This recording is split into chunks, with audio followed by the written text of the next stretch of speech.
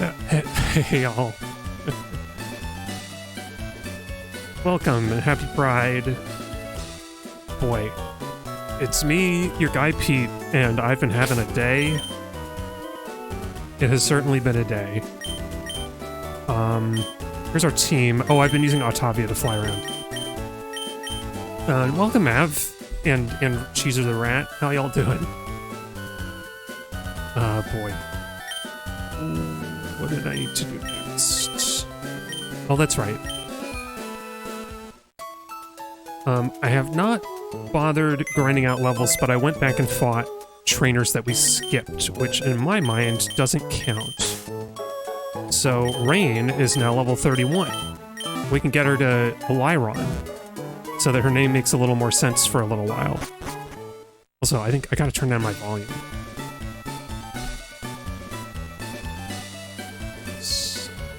My personal volume, rather. My levels should be normal.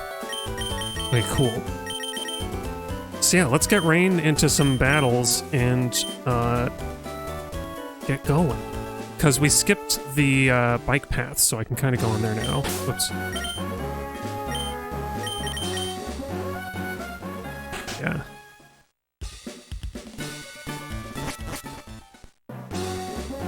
Boy. Oh, I forgot. Maybe we'll do that in Emerald. The, like, riding without running into people. It'll take a lot of practice, I bet.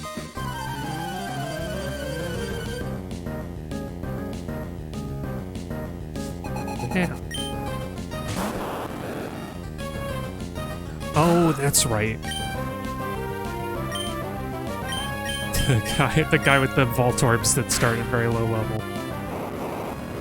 But yeah, Rain has learned Iron Tail, so she's a lot stronger with less accuracy.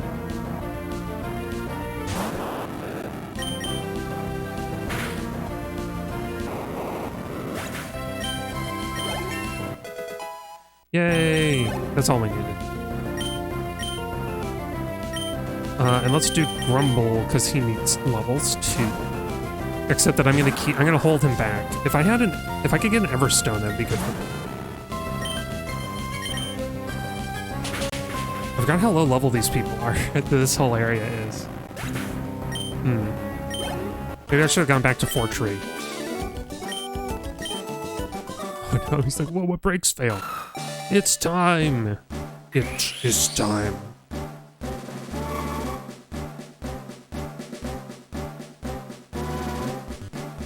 She's gotta grow into a bigger creature.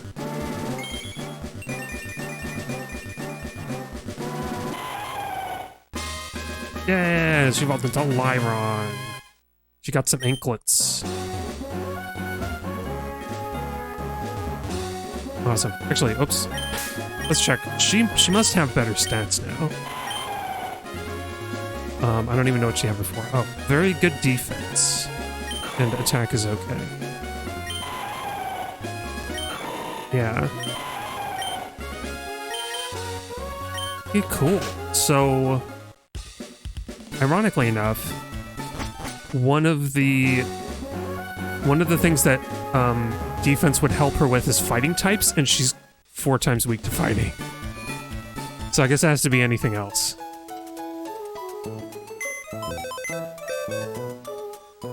Anything else that's physical.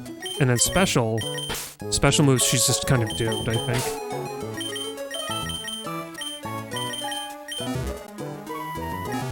Yeah, we're just gonna fly a little bit.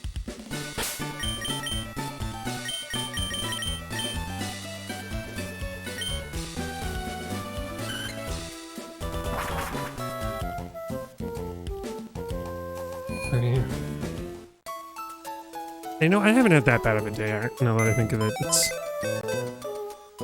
just my bathroom sink is clogged, and I have to wait until tomorrow for anybody to fix it.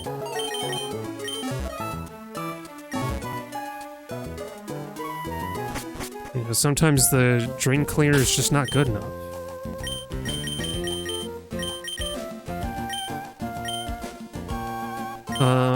Yeah, so I think with this team, I'm not crazy confident about Kyogre. But maybe we go anyway? I think I'm gonna start by just getting Furious some experience. Oh, did we fight this guy already? I guess so.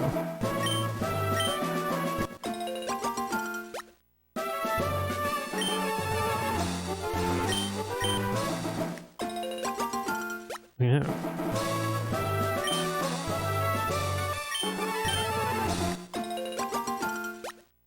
I forget.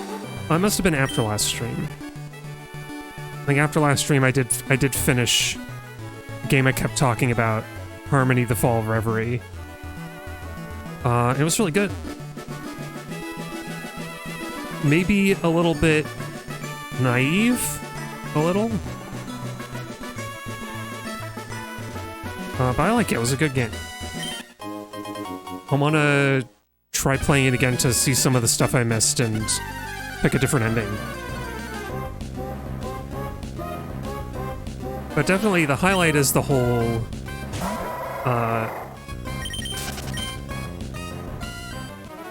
they call it the augural.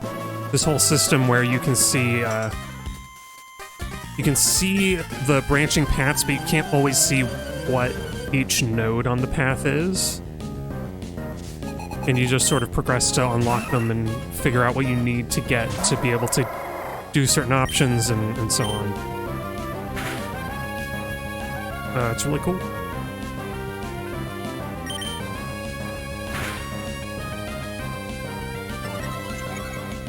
Uh-oh.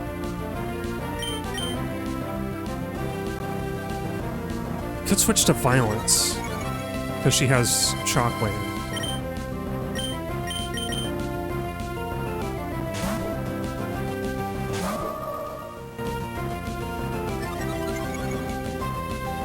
It always bugged me that Gardevoir has this, like, red wedge through its chest. Like, what is that supposed to be? Yeah, resorting to violence already. Yeah, it doesn't take much. Oh, Violence wants to learn in prison. Oh no, no Violence, prisons are bad. Oh, thank goodness.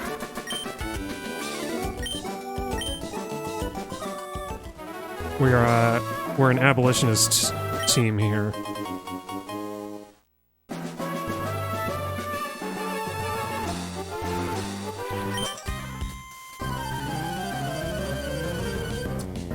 Oh, another bird guy.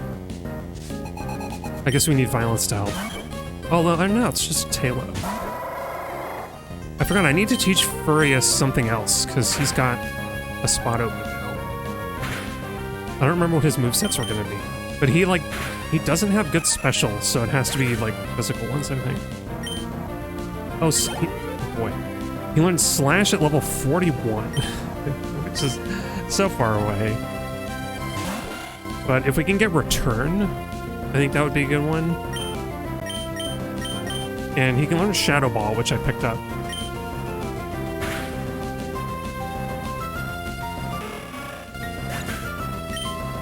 It would be nice to have another Ghost move on the team, I think.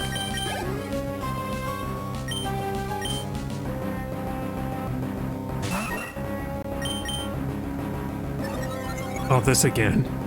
Swellows just use Double Team. That's just what they do. Oh, he missed. He's only got so many of those. Alright. Violence, I need your help again. Or I could switch to Rain because she has Rock Tomb. Even though it's got low hit rate.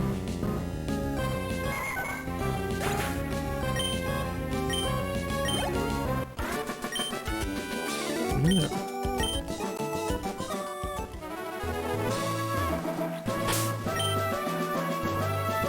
So actually, yeah, I'm just gonna teach Furious Shadow Ball. Why not?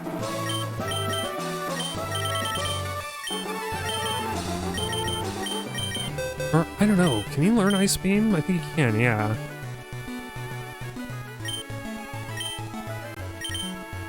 I'm double checking myself. He's fast enough that Headbutt can be useful sometimes, I think. And I kind of like Odor Sleuth.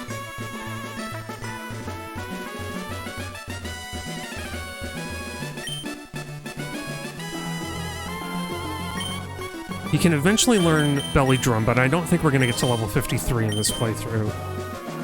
So... well, that's right, Rain Dance as well. So yeah, I picked up Rain Dance so that Kaiba Jr. can more reliably hit Thunders. Sorry, Foresight, we need a better move.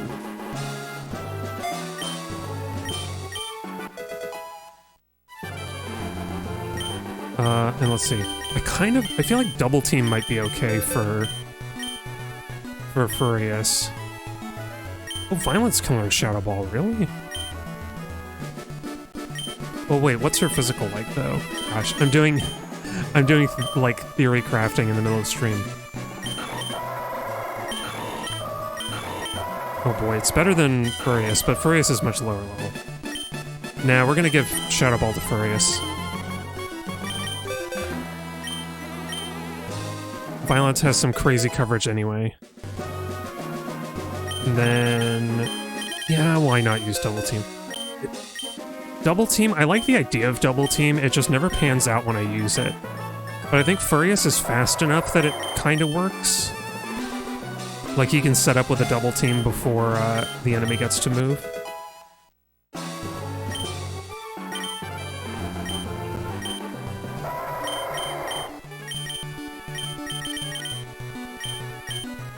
Okay, yeah, so Shadow Ball is gonna be his weakest attack, but still... maybe use it for something. Anyway. Oh, did we battle this guy? Ah. I don't know, maybe we should go after the Kyogre. The thing is that I knocked out Groudon in the Ruby playthrough, but I want to catch this Kyogre just to mix things up a little. Just to justify, like, an additional... Pokemon from this. Oh, I forgot it has... oops. Why did I forget that? Okay, well, Rain has flying moves, so... we'll do that. Ah, right. I'm not thinking, but Breloom is very weak to flying, so it works.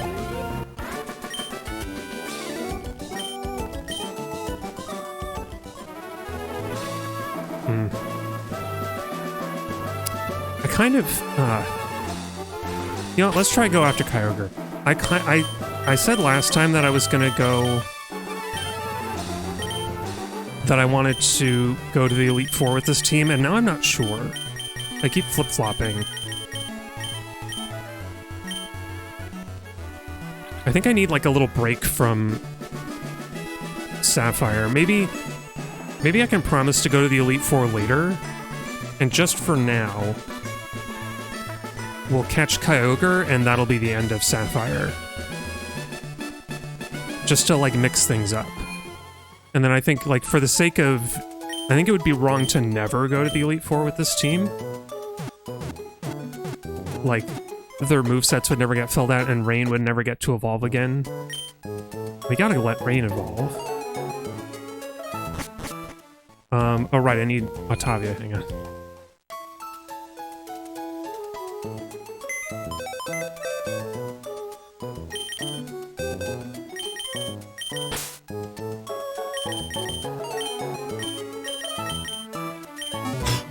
Excuse me.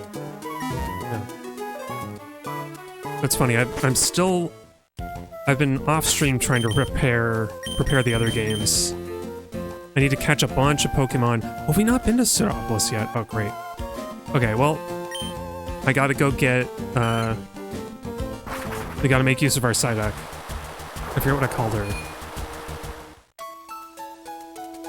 Our deep sea expert. Our deep sea diving, vehicle.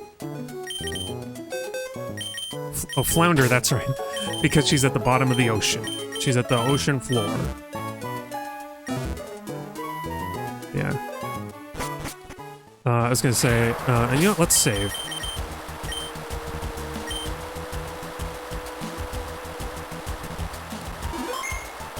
Yeah. Was enjoying that VM. It feels weird. It feels weird to play like a non-Japanese VM, or like to describe it as a visual novel, because I feel like usually VNs are Japanese. That's like what they're known for being anime styled and all that entails. Okay, here we go.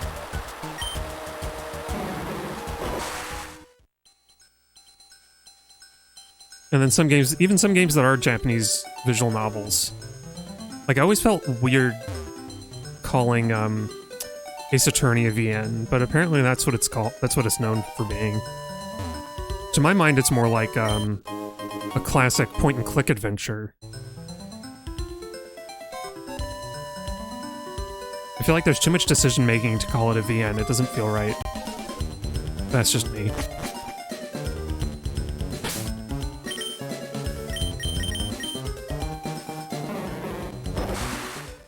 Yeah. I can't believe, I still can't believe that Harmony came out in, oh, the mark. This actually works out. I need to get some Ultra Balls, I think. Even though,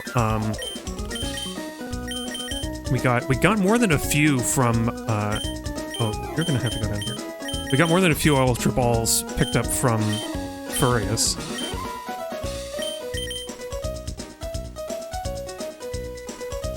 $32?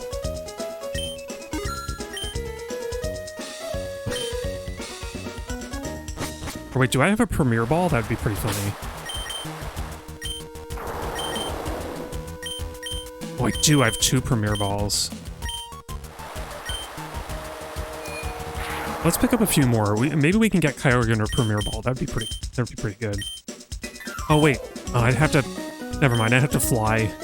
I'd have to fly to another town because, for some reason, Pokemarts don't carry them after a certain point. Oh, and how can I forget that Grumble hasn't fully evolved yet either? I guess that's just going to be the way it is. Until it's time to go to the Elite Four.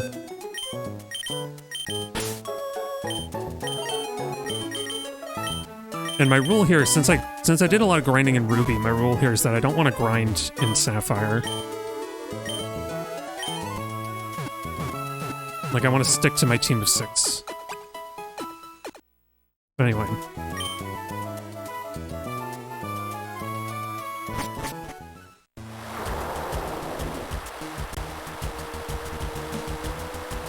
Is it, or do we have to... Yeah, wait, how do we... I have to swim across the lake again. Okay, so I should save here now that we've gone somewhere. Okay. I would get the return TM, except I don't remember where to do it. So we're just gonna go for Kyogre now.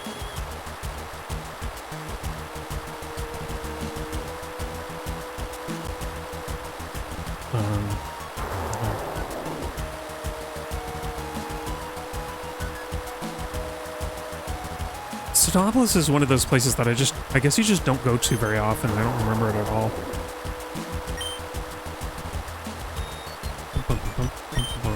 Yeah, and it's a rainstorm this time instead of blinding sunlight. Come to think of it, the rainstorm makes sense. That a Pokemon could influence the rain, but how does Groudon, who's like presumably like a master over the land, power up the sun? Because I think it's like unnaturally bright sunlight. Maybe it's like altered the atmosphere to magnify the sun's rays or something. Never really thought about it.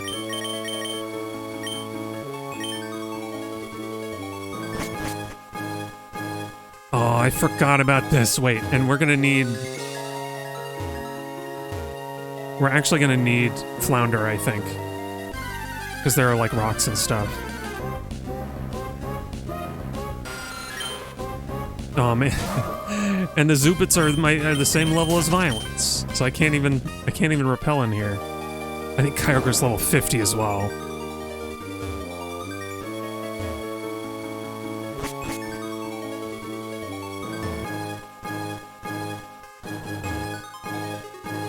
Let's see, I think I can find my way through.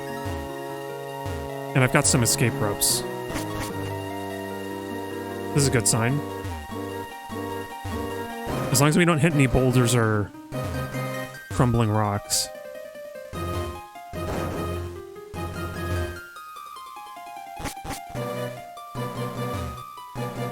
Okay. Well, it ain't that way.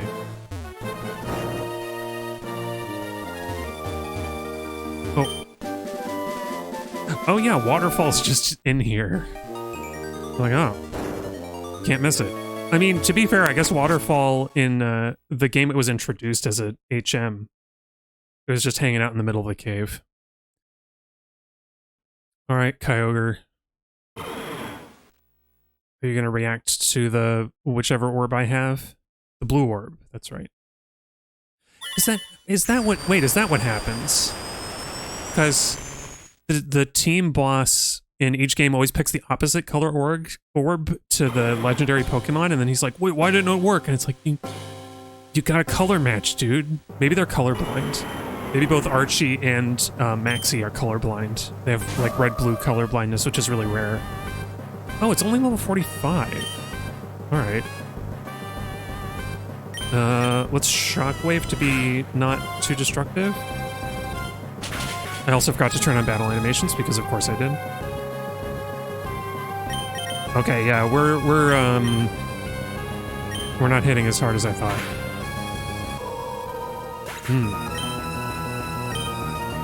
Use next Pokemon? Nah. Nah, we're just gonna leave.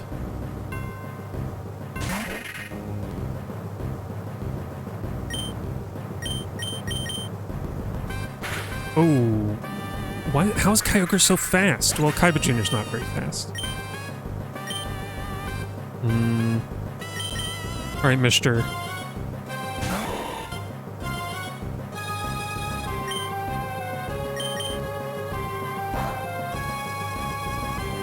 Wow, even Mister can't resist. Okay, so I'm just not ready for Kyogre, I think.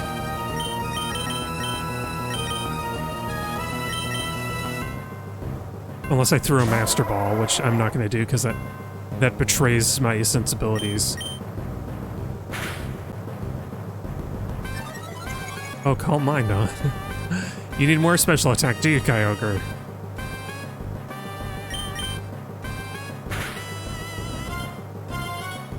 Wow, it was a crit! I was really hoping that Mishra would at least get Trigger Effect Spore, and we would get some kind of status infliction on this Kyogre. But I guess not. No such luck.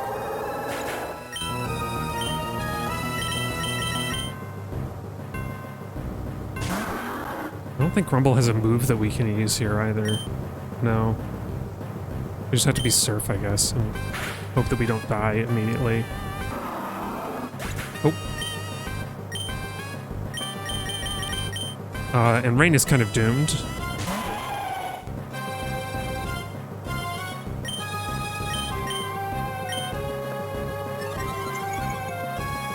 Although, all these special defense boosts won't protect it from Rain's physical moves. Oh no, she missed! The 1 out of 4! Aww. Rain! Oh, the Quick Claw! Oh, it's not very effective, though. I'm trying to think, like, what move could Rain actually use? We've come up against it. This is a type matchup I wouldn't intentionally do. Yeah. Okay. I whited out, and then reset in the game. It starts the game over when you white out. Isn't that crazy? Okay. No, in all seriousness, let's go train the team a little bit. So, all right, I think Furious has to stay behind. Well, actually, I'll keep Furious for items. Lyron is not going to be useful. Rain, I mean. Rain the Lyron. She can stay behind.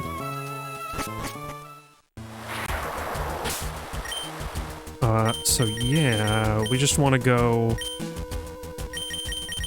Okay, so Mr. I think is going to be my main guy for Kyogre, because I can get him to potentially affect Spore.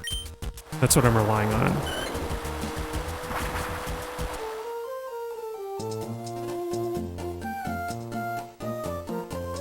But yeah, I was going to check. There's some cut trees that I was hoping to get past in order to get Giga Drain, but I don't know... Oh, Otavia can't learn it. I need another Pokemon. If I want to do that. Well... Oh well. Yeah, so anyway... I've been watching old, kind of inspired by, when I watched, I was reminded of Star Trek the Motion Picture a while ago, and I rewatched it. It's pretty neat. It's got its problems, mostly because of the time that it was made.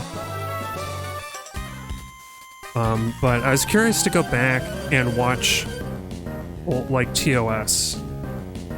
Because I watched some of it back when it was on Hulu, when Hulu was still free.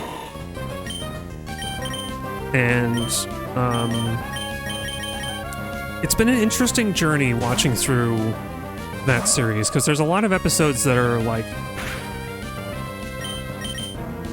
I think there are some episodes people rate higher than they deserve, really. There's like that one that was written by Harlan Ellison about, time travel and, this woman who, like, because she got prevented from dying, she stopped the US from entering World War II, and that, like, throws off all of history. Like, the Enterprise just disappears in the future. It's like, it's not that good. Would you let the pretty lady die to save the future? It's like it's not very good.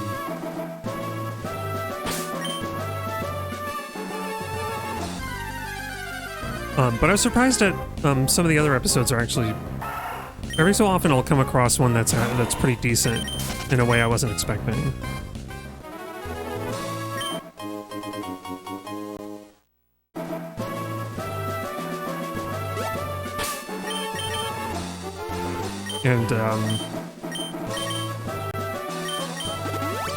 And there actually is more diversity in the show than you would think. Like, usually one-off characters who are only there for the episode, but, like, there are people of all backgrounds on the Enterprise.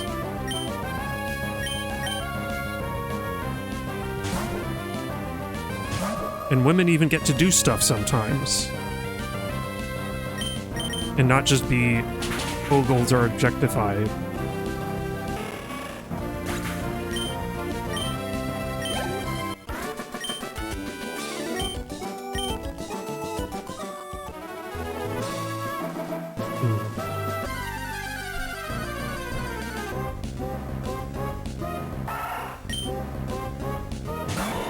Yeah, sometimes.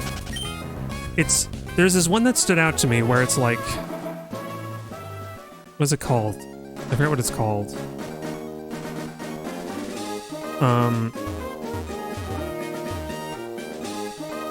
There's this episode about a penal colony where they're doing evil, like, mind brainwashing experiments. Where, like, you could... It's a stretch, but you could maybe argue a, like, prison abolition reading of it. And it's a little... It's like a half. There's like a... For every step forward, there's a step back. Because there's a female psychologist, I think, who accompanies Kirk down to the planet, and they're like investigating, because Oh, that was the thing. There's like an escaped convict from the colony, gets on their ship, sneaks like aboard a container, and they're like, well, we gotta bring him back. But he's like violent and raving. And I think it's the first time that Spock does a mind meld, and he's very like restrained about it, because it's like, no, this is like a very special Vulcan thing. We don't just do this all the time. And then of course, you know, later movies and things, Spock does a mind meld like every Star Trek movie. It's not special anymore. Sorry, Grumble, you've got to stay. You gotta stay as a Swampert for now, or Marshtomp. Which one is it? I always forget. But anyway, all that to say that she's like critical. She has to shut down like the power because Kirk is too big to crawl through one of these vents. And she does it, and she fights off a guy by herself. She doesn't have to get rescued or anything. And I was like, oh, that's actually refreshing. But what a low bar. What a low bar to have, like, wow, a woman does a thing and doesn't have to get rescued. What a great episode. It's kind of true. But this is where I say for every step forward, there's a step back, because at the same time, she's like, she and Kirk have a little history from like from a holiday party where she was like, she wanted to go further, and they just shared a kiss that at that time, and I don't know. She seems too young for him, and I think maybe that's part of the reason that and that sort of implied why he would have rejected her. But part of the, like, they're like testing out, and it's kind of dumb as well. They're like testing out the like brainwashing machine that they're like, oh, this is such a great thing. It like allows you to, we're trying to make sure, like, can this really like convince you of things and like alter your memories. And they think and they're just so taken in that they think it's safe enough. And she like she escalates to trying to replace his memory of the party as being like, he swept me off my feet. It's those words exactly is what she uses. And it's just like slightly weird. She's like fawning over him so much, it just feels weird.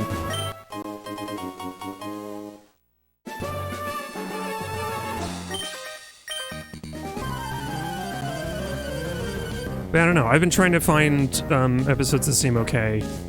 It feels like, so far, it feels like there's always something objectionable in every episode of it that I've watched, where there's like, can we get away without, like, just one thing? I think maybe, what's it called? The Edge of Terror or whatever, or something? It's where they introduce the Romulans, and it's like it's this very tense ship versus ship. They don't even battle that much. There's a big fight at the end between the Enterprise and this other ship. But it's mostly this cloaked ship trying to, you know, sneak away back after blowing up a bunch of outposts. And they're trying to prevent another big war by stopping it. And it's an interesting one, because they like, nobody's ever seen what the Romulans look like, and then they pull them up on the view screen. It's like, oh my god, they look like Mr. Spock. And so there's the one guy on the bridge who's like Vulcan racist because of that.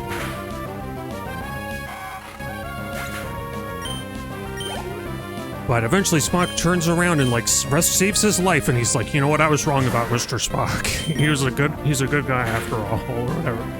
I don't know. It's not the last time that a Star Trek show is very heavy-handed. But like that one felt like a better episode. The weirdest thing though is that Star Trek TOS has more in common with the Twilight Zone than any other Star Trek properties, where it's more of a horror show most of the time than anything else. It just happens to be set in space.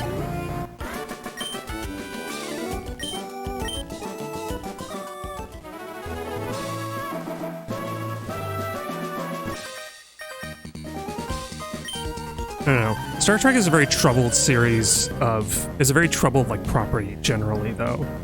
Because people love to say they love The Next Generation, but that one is not. There are a lot of shortcomings on TNG. There's a lot of, like... I feel like one of the big things with that is... it's got, like, it's got a problem of, what do you call it? What am I had a clever thing to say, and I'm trying to remember what it was. It's got, like, Picard is always right syndrome. Yeah, the creators were not great. Well, yeah, like, Roddenberry is famously a horny bastard.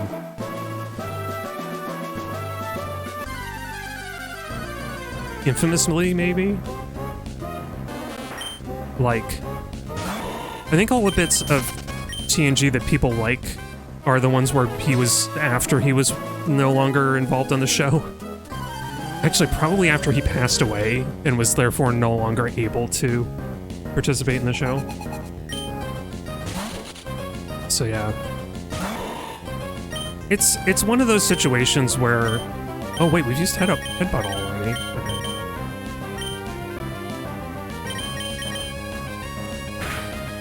Okay. It's the kind of situation where I don't want to throw the bath. I don't want to throw the bath. I don't want to throw the bath either. I don't want to throw the baby out with the bathwater. There's good in it, in places.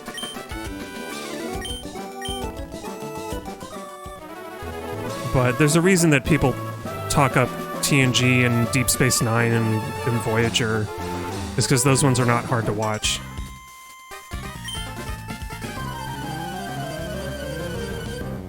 Yeah, I should probably just go back to a Pokemon Center at this point, because we need to be able to use moves.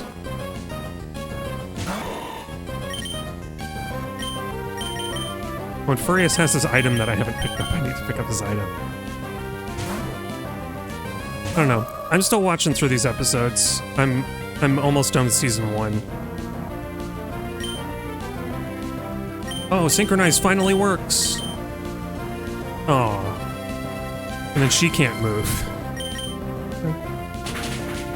Man.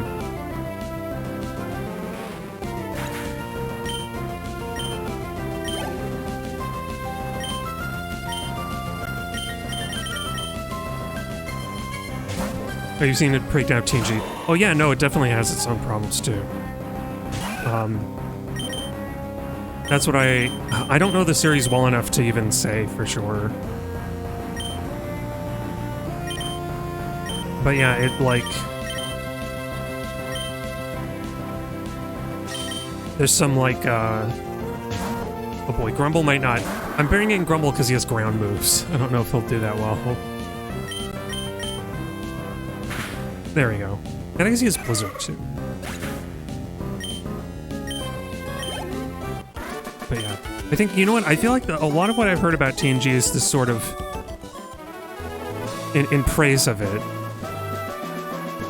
there's like this air of professionalism among the crew that can be refreshing after like the modern era of snark movies and TV.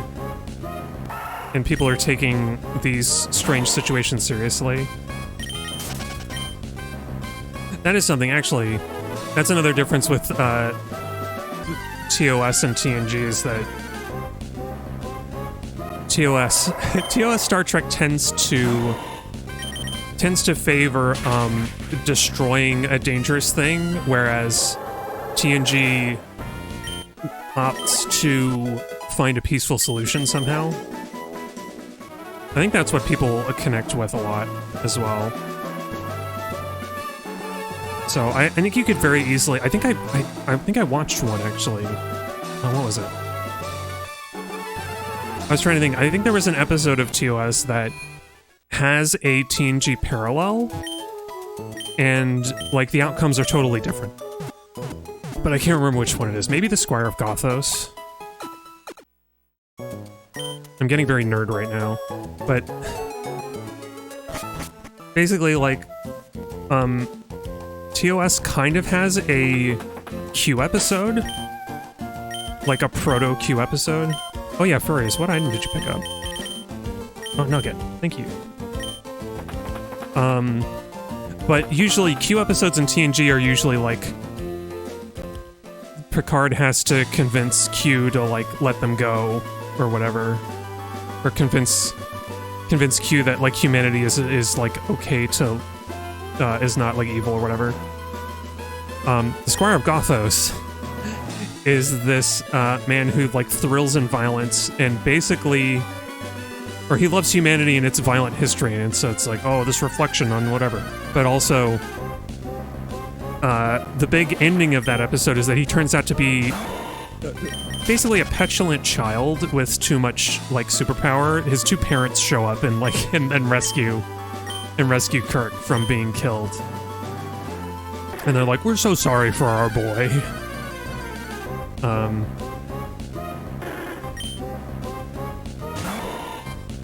And like, you know, and Kirk's whole approach to trying to like to try to outwit this guy is to somehow defeat or destroy him.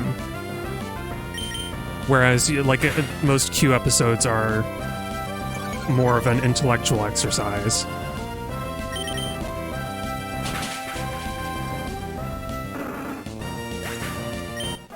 Yeah. It's a funny thing because like growing up in the 90s, I always used to think that like, boy, we'll never have to look back on anything in the 90s and think that it was like wrong or cringe or, you know, offensive. Because we're all modern and history is over. And then I'm looking back on the 90s and I'm like, there are so many things that we like cannot enjoy anymore.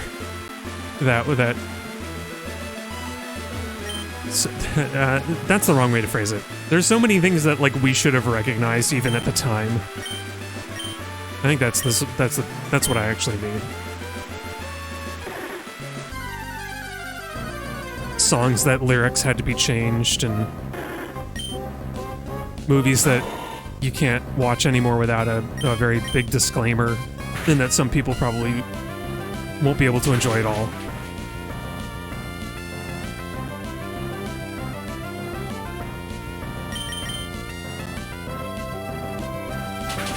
Because I guess I can classify myself as a Trekkie, but I also don't... If I am, I'm in the category that doesn't know enough to really discuss the series at all, even the ones that I've watched. Because I guess I've only seen TOS and TNG, really.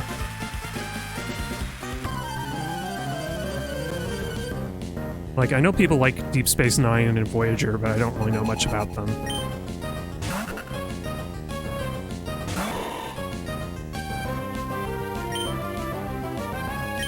I guess the thing that keeps surprising me about TNG, a show that came out in the 60s and was greenlit by Desilu Studios, which is Desi Arnaz and Lucille Ball's production studio, is that it's just occasionally there will be something that is like surprising for the time, where like the pilot episode of the show, The Cage, has like a woman officer who's doing big major things. And I think she gets to wear pants instead of having to be in a short skirt, even. Although don't quote me on that, I might have that wrong. And granted, that episode still ends up devolving into some sexism with all of its female characters. But there's almost something there. It's like you can see how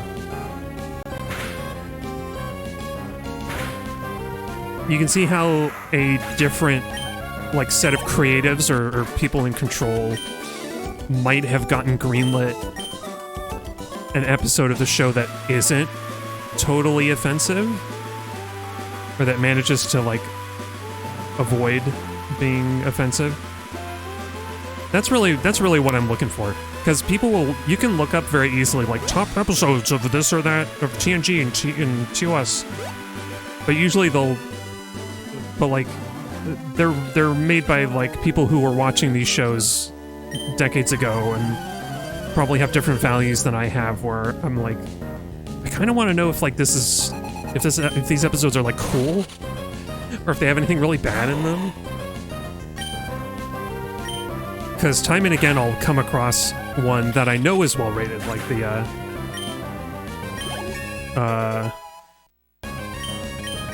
something of tomorrow or whatever, the Harlan Ellison episode, and I'll be like, oh, you know what, this is pretty good, and then I'll get like, or it seems to be shaping up to it. I don't know, Spock knocks out a cop, which is pretty cool. It's pretty based of Spock.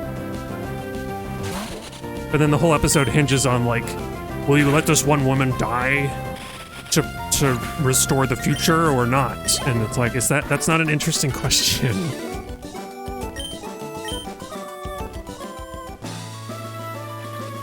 And it's like, eh. It's just like, eh. Can we do no better than this? Maybe we can. Yeah, exactly. It has to be a woman who's in danger. White woman in peril. That's the weird thing too, is that, like, it's that, but also... Oh, Meryl is asleep. It's not only is it a white woman in peril, but it's like World War II. We didn't stop World War II. Is it a woman's life or World War II? You've got to choose.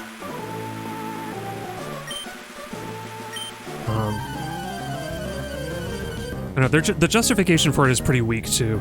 I think Spock says that she delays the US from entering the war long enough that Germany develops the atomic bomb first and uses their V-2 rockets to take over the world. And here's the thing.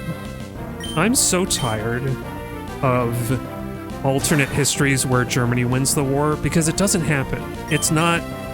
If the US didn't enter the war, Russia would have still overran Germany and Berlin. Probably you would see, like, Russia becoming a bigger superpower than the US.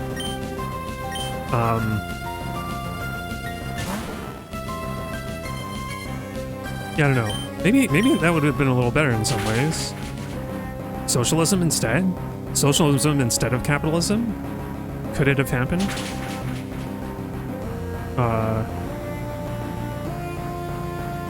Mr. got poisoned. All these messages like, oh no, Mr. Oh no, it's a crit. It's super effective. It was a crit. Mr. got poisoned. It's raining. Mr. got injured by poison. Ugh. Anyway. I don't know, I'm really tired of that stuff. Like, Wolfenstein The New Order did that. Actually, I would argue Wolfenstein The New Order did, like, a worse alternate history of Germany winning, because Germany wins with, like, ancient Jewish magic. Which is like, no. That's like Nazi propaganda, is that, like, there's ancient Jewish propaganda. Oh yeah, and random sandstorm. Well, that would be even worse, like starting a sandstorm instead of the rain. Well, the rain is gone because we started a sandstorm. But I don't know. Maybe there's more layers to the, like, Wolfenstein stuff. I feel like my gut reaction is that crediting like super advanced ancient technology to the Jewish people is a very harmful stereotype.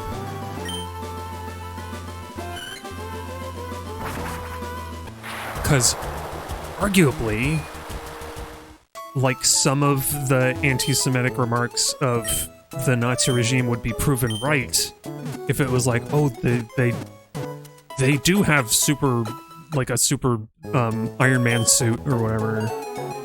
And I'm like, it's so tiring. And then apparently the sequel, the new Colossus, like they like almost make commentary on fascism in America, but they don't go far enough, so, some people treat the Kabbalah as a mysterious magical text and divorce it from the rest of the Jewish holy books. Oh. Do you think that's partly because of how we treat, like, sort of a oversimplifying religious texts where, like, I think it's all too easy to presume that every religion has a singular religious text, because you think, Christianity has the Bible and that's the only book, and it's never really true with other faiths. But yeah, I feel like I don't remember Wolfenstein: The New Order well enough. I don't remember if they specifically called out the Kabbalah or not. That'd be kind of iffy. I don't know. And then ironically enough, nobody who talks about these things actually reads the texts or studies any of it. It's where you get a lot of Islamophobia from, because people are like, they'll quote the one or two, like, quirky things they've heard about and not, like, study the text and understand what the belief system is. Or better yet, talk to any modern practicing Muslims and understand what parts of the book they actually follow and what they don't, because it's a lot like the Bible, where certain things you just don't do in the modern day because they would be pretty bad.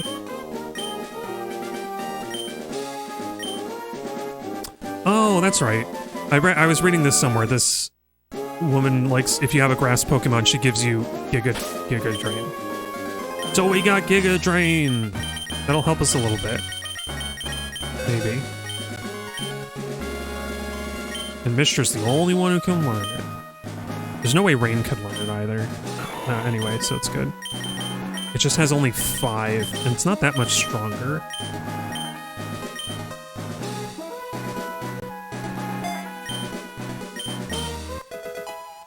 But it should help with the Kyogre a little bit.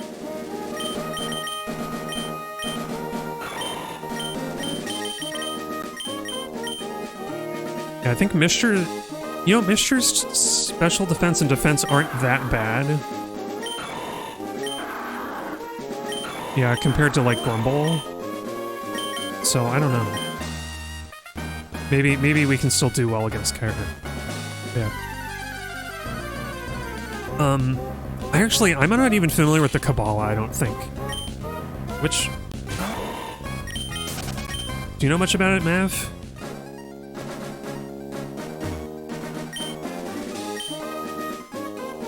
Like, I don't know if I know well enough not to talk about the books that I'm not familiar with, or if I'm just like, yeah, I don't know.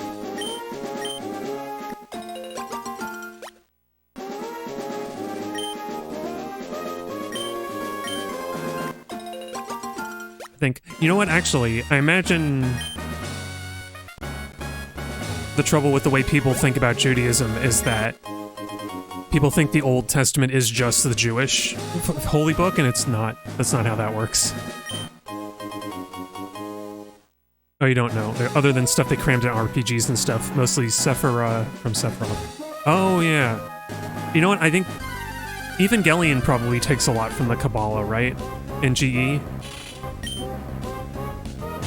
Because there's that, like, famous diagram of, like, a family tree, I think? I don't know what the big diagram is supposed to be. But yeah.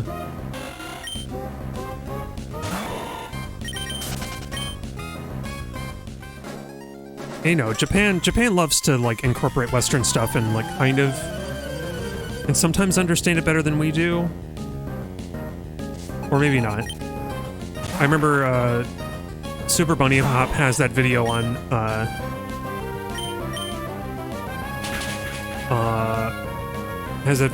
Bayonetta and the like unrecognized eroticism of Catholicism. That like oh yeah, the Tree of Life is the NGE thing. Yeah. See, that's why I like don't know any of this stuff, so I'm like, I don't even know what that is, but I've seen it before. Somebody told me that it was from that.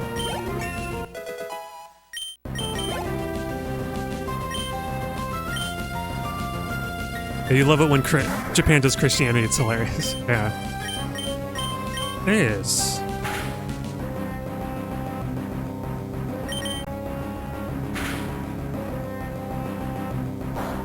I think Bayonetta is just the example I'm more familiar with, but I'm sure it turns up elsewhere. And I just haven't played enough like Japanese RPGs or anything.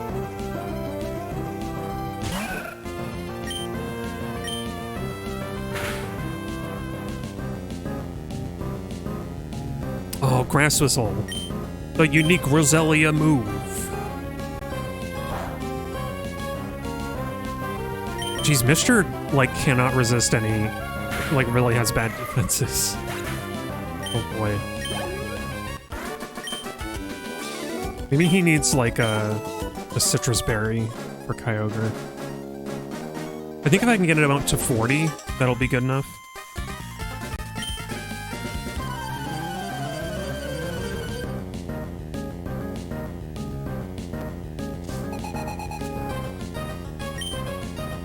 Actually, I bet there are probably some anime that do a lot of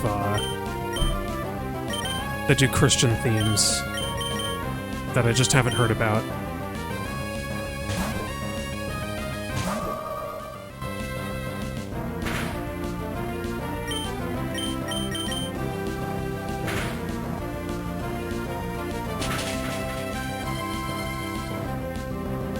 Vatican Miracle Examiners is one such one.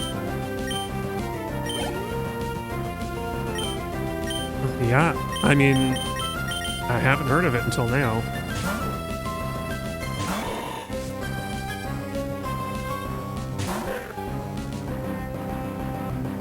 I mean, I can guess what it's about. Is it like a modern day setting, or is it meant to be kind of historical? Ooh, interesting. I don't have any levitate or flying Pokemon. Well, if you're gonna do that, then I'm gonna give Mr. a little treat. A tasty little super potion.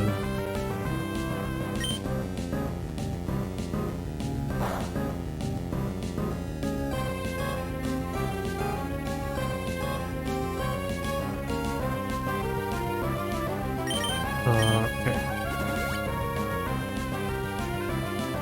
Trying to remember, you want to say modern, where they go is in the sticks and stuff, so it feels old. Ah, yeah.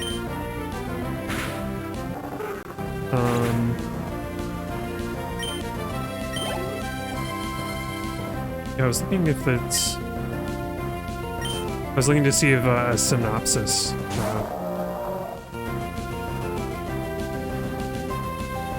don't know. I imagine it's probably modern, because they say they're, like, globe-trotting. So I imagine that's easier to do if you have modern transportation. Yeah, they go to confirm miracles. Yeah, it's a... I think the Vatican, like, is kind of supposed to do that. Oh, oops, I meant to do Giga Train. I forgot that I moved my grass move into a different spot. But yeah, that makes sense. Oh, Mr. Yeah, he's confused, but he keeps landing his hits. I feel like that's something the Vatican still does, kind of. Like, you can, if you claim that you've performed a miracle, they can... Oh, Sky Uppercut! He gets his good fighting move. Finally. It's a little bit missy, but yeah. I guess pretty over the top. Oh, I believe so. Like, an anime about miracles, of course you're gonna get a little wacky with it.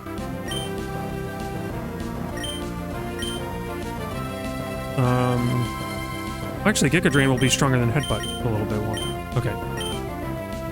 Oh, Mr. Snapping Out of Confusion. I wish we had animations on. I want to see what Sky Uppercut looks like. Maybe I'll turn on animations and we can go fight somebody. Like, oh, you're worthy, alright.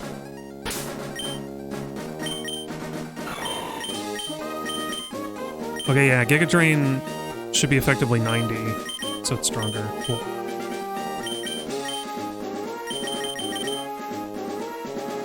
I'll turn it on because I want to see the new move. And then... Oh, I think I've fought everybody else. I've fought that girl who's here. There's not anything else here. And I fought those twins. Okay, cool. So we can go sailing to fight more trainers, because there's trainers on all these routes and here. And we didn't even get to that town. Pacific-log, which is such a difficult word to say. I wonder what it is in Japanese. Probably something that's just like floating log town. Or raft. It could have been like Raft Town or something. Pacific Raft or something. Okay, well, it's a good time for a midstream break. So I'm gonna ponder Christian-themed Japanese animation and put on some music. Let's see, what's next on the playlist? Ooh, Game Corner. Okay, enjoy Pokemon Gold's Game Corner. And I'll be right back. Oh, man, it's Kinagi Town. Yeah, that's much easier to say than Pacific Log. Okay, I'm gonna go. I gotta use the toilet, the bath restroom.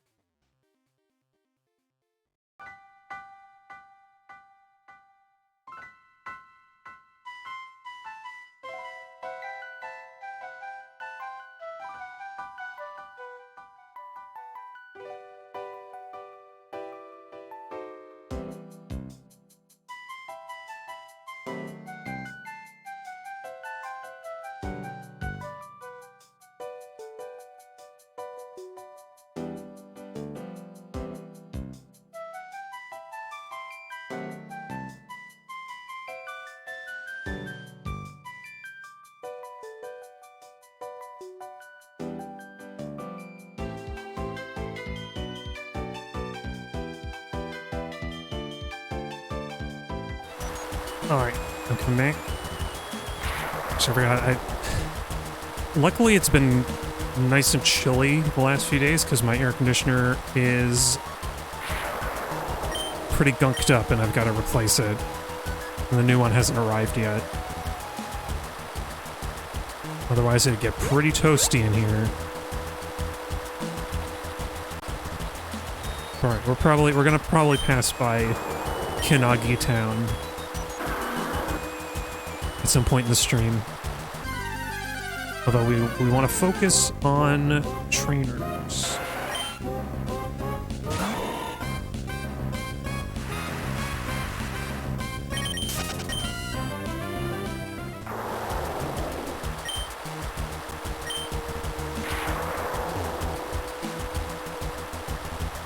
Oh, I could go diving, I guess. Around here. I don't think I did in the Ruby stream. There's some of these diving spots.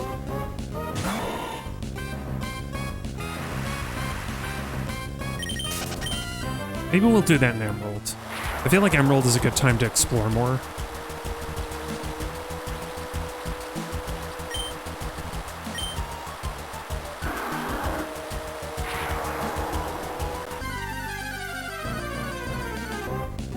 Oh yeah, because I was thinking I could just use the Master Ball to get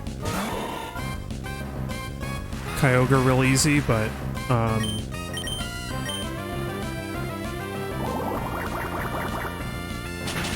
I realized that I only have that because I like went out of my way to find it in Team Aqua's base, and I think that's interesting. I think that's a neat way to do it.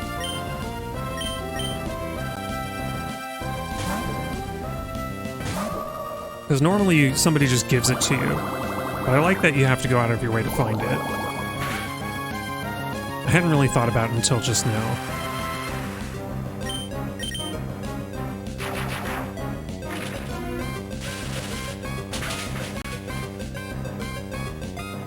Oh, what? It barely survived. It doesn't even have sturdy. I guess tentacles do have good special defense.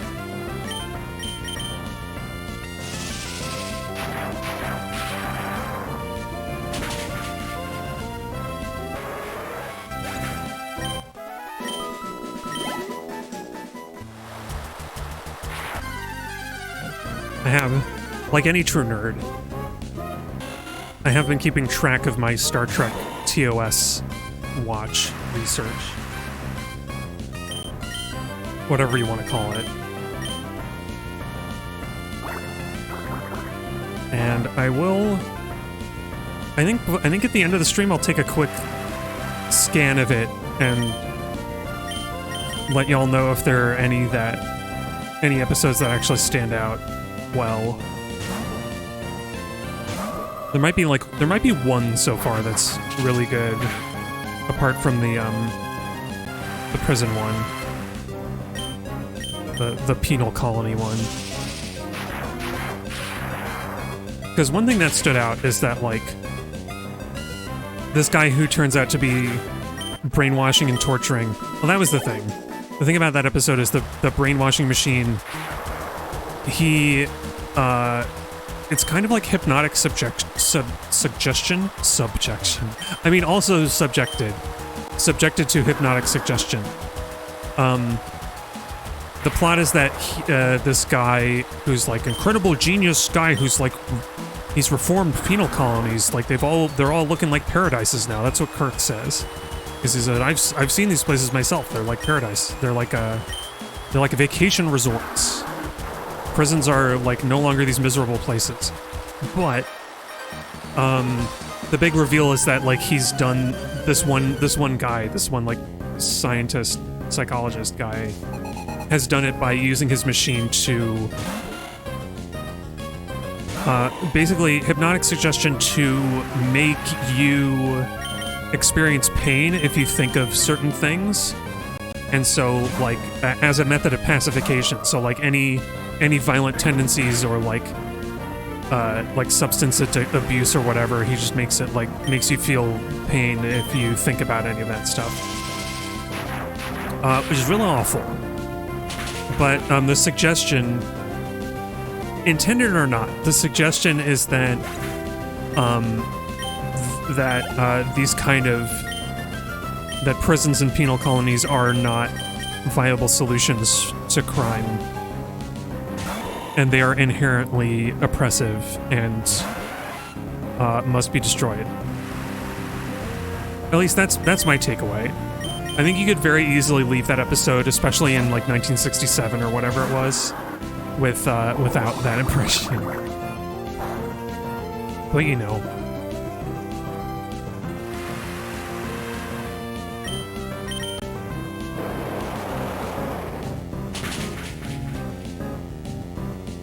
It's just this fun little thing. Oh, and that was the other bit that I almost forgot. I specifically sought out... Okay, we can do Sky Uppercut because we're fighting a fighting type now. Let's do Sky Uppercut and I'll say what I was gonna say. Come on, mister. Show that you're the better fighting Pokemon. Wow.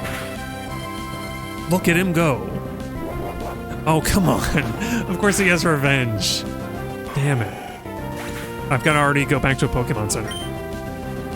Alright. Violence, I guess. Because you could use levels.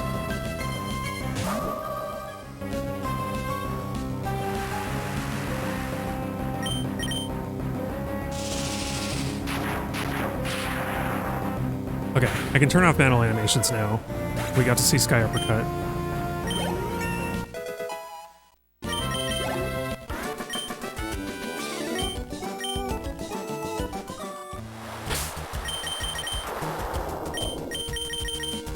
Yeah, Otavia. Get us out of here. We're like right next to Moss Deep City.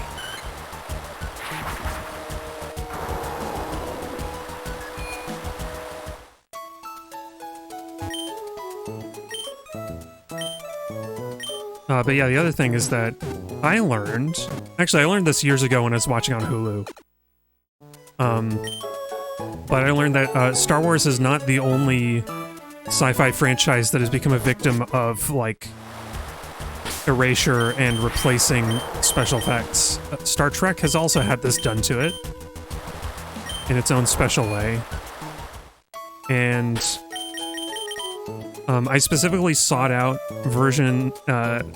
releases of the old TV show that did not have replaced effects in them, because I've seen, like, they just... Sometimes they're pretty subtle, but usually... Well, you know what? I should have Octavia, never mind. Sorry, Flounder. I want to be able to fly. Usually they stand out really bad, and they're just really distracting. Star Trek the Motion Picture has this problem, where the director's cut has a lot of CGI replacement of old effects and alterations to scenes where sometimes they look fine, and then sometimes it really sticks out like a sore thumb. Like an obviously CG version of the Enterprise instead of the model that they used. That's like the kind of the biggest one. But, you know, I was surprised because I didn't think that that like Paramount cared enough to make alterations to those old movies. The one good change, maybe, is that they cleaned up some of the matte work on the composition shots, because there's some really bad comps in Star Trek. Not so much in the TV show, funny enough, but in the movie, there's some really bad comps that are like, how did they publish this? But apparently that production was a shit show. So it's totally believable. There's actually like a really hilariously bad matte painting at the end of Star Trek the Motion Picture. It's something that most people won't know about because, like, nobody watches this movie. Even Star Trek fans don't like it.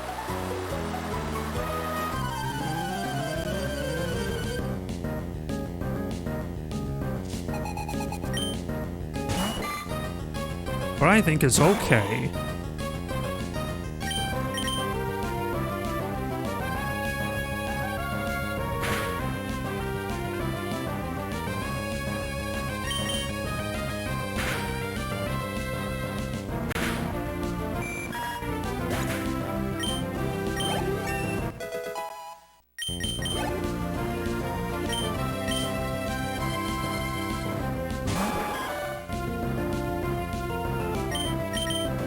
Sea King looks like it's already flailing. Never really thought about it. Or it's stabbing upwards.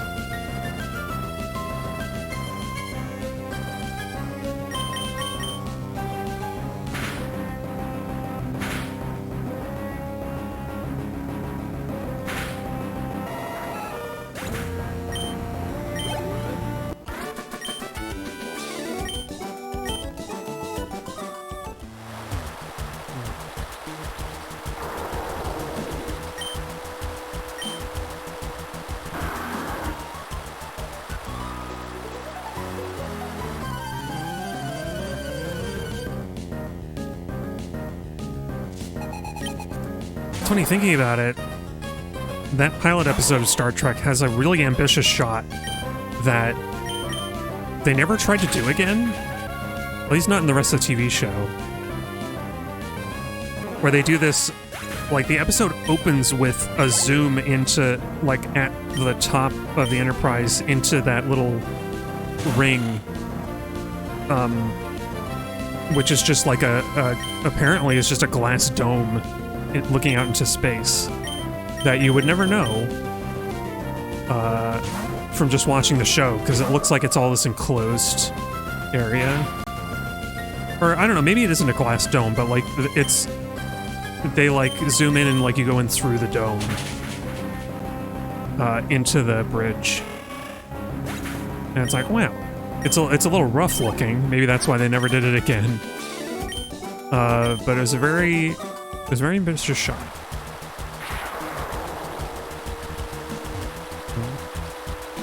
I think I also, part of what I enjoy is I kind of miss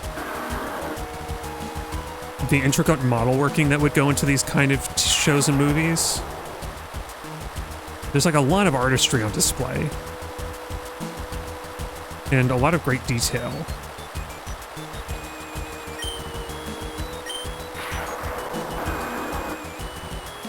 I think I was reminded of it because I was watching, like, Adam Savage got to see the original TV show Enterprise model that's, like, at the... Is that the, like, Smithsonian or something? Or it's at the Air and Space Museum in D.C.? It's not the Smithsonian. What is it called? It's the Air and Space Museum. I've been there and I can't remember what it's called. Yeah, this massive thing.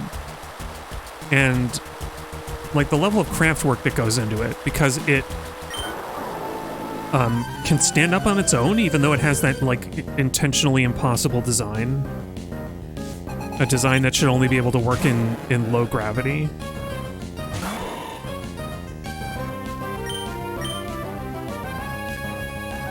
Oh, Mister. You missed. Oh, I missed.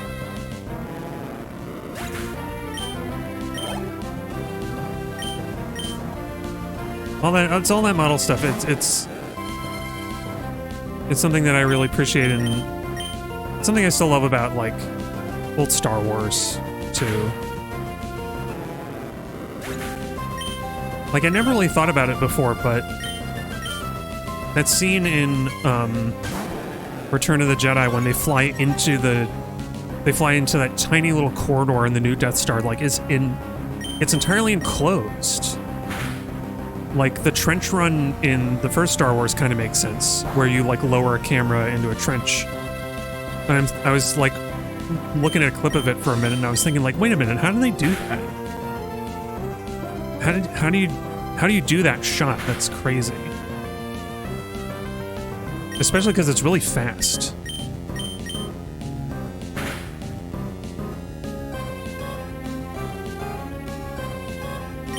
So, like, you could do multiple passes through just short segments where I guess you have the camera on an arm that can, like, carry it in. But then, like, you speed it up.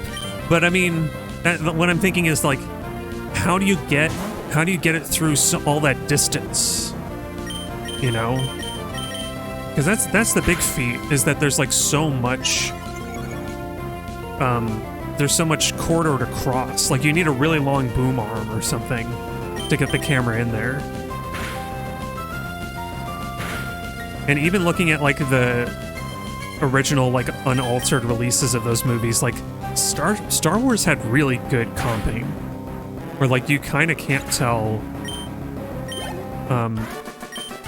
You know, their mats are really solid, really fine.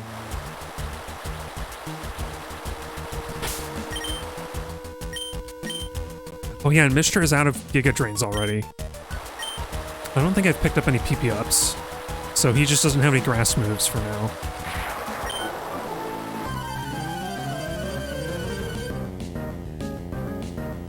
I don't know. Star Wars has its own problems too. People don't really talk about... People don't talk much about Han and Leia, but they're, yeah.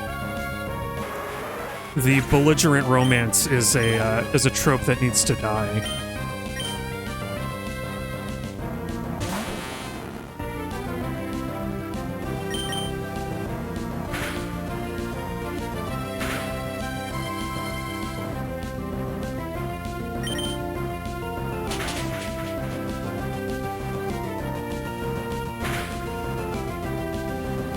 Come on, mister. Oh yeah, that was a weird Star Trek thing, is that Mr. is used as a...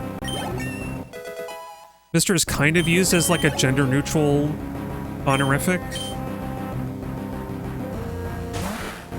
It's a stretch. But I have to assume it's from like old military practice of like if you wanted to save time and not use... Actually, I guess it's supposed to be if you were talking to somebody of a lower rank, you could refer to them as Mr., but I think that was traditionally because it was just men in the military. And Star Trek has more than men. So it feels weird. Because, like, in The Wrath of Khan, I think people notice it because they have Saavik played by... what's her name from Third Rock from the Sun?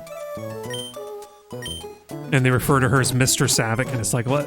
Huh? What's going on here? It's a thing. It's like a military thing. It's a weird military thing, and it doesn't make sense. It doesn't make sense for a general audience. It barely makes sense for a military audience.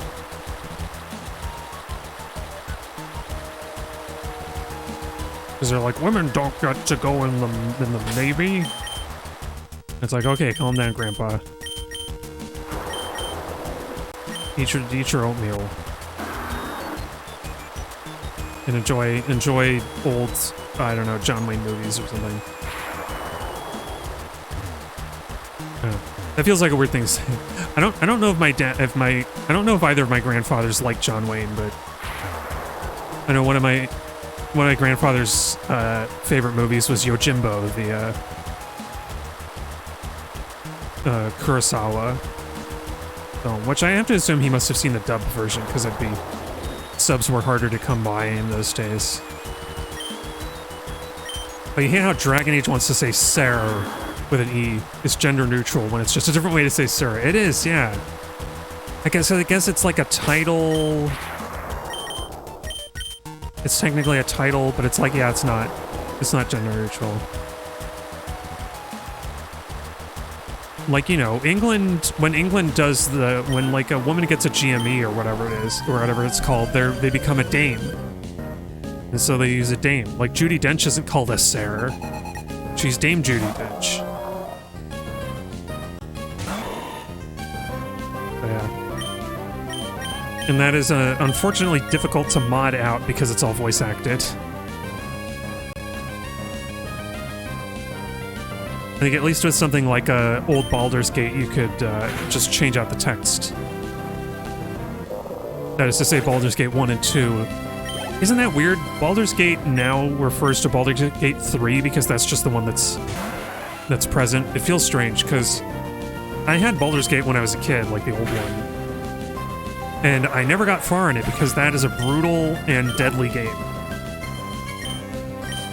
I have to assume that Baldur's Gate 3 is not, just by virtue of how popular it is.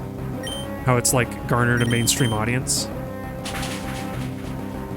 Like, one of the first towns that you go to at the beginning of the game, you have one companion with you. Actually, you have 3, unless you're really obstinate. But it's the first town that you go to when you get to, like, when you take control and you, like, leave your starting village. And there's a guy who's, like, trying to sweet talk you and trick you, but he's actually there to kill you. Oh no! And he starts a fight. And it's supposed to be, it's just one guy, and it's supposed to be a pretty minor, like, story encounter, but I swear I died every time on that until I started, like, pausing really frequently and being super micromanagey and really careful. But, I don't know. Maybe it's because I always played a mage. And mages are notoriously squishy. Yeah. I don't know. Baldur's Gate, I've heard, has its problems, too. But they also have the big hamster in Baldur's Gate 2, so... I don't know, choices. I don't know, for now we're playing Pokemon. And eventually Mirror's Edge. Which I have a feeling is less revolutionary than I remember. Even though I feel like it dabbles in the aesthetic of counterculture and resistance in the way that only an EA game can.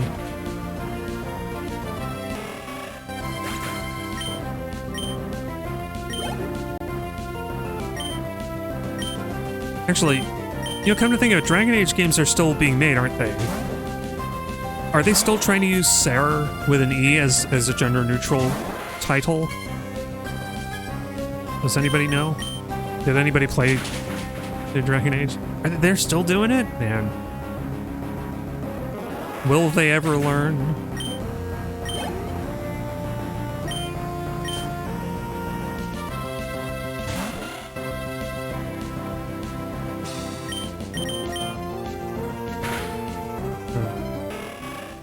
Like, the only Dragon Age I was all that interested in is Origins, and it's one of those games kind of a lot like Baldur's Gate. It was one that I just, like, couldn't be bothered to play it after a certain point because it was just so boring to micromanage everything.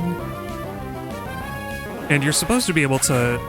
One of the interesting game mechanics of that was you're supposed to be able to kind of program your non-player characters to be able to do a lot of the hard work for you. But I don't know, I feel like the AI is not smart enough, even when given a lot of direction, to be able to act on their own. And sometimes some things are just too situational. Okay, Machoke, if Machokes like to revenge, I've got to remember that. I'm really worried about it. Unless the AI cheats, which they might do. It flinched. I think we got him.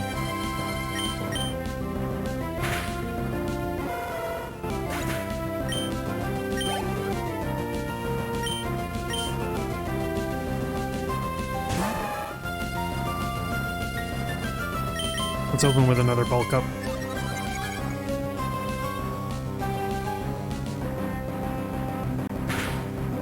Haha! I thought ahead this time. Gotcha.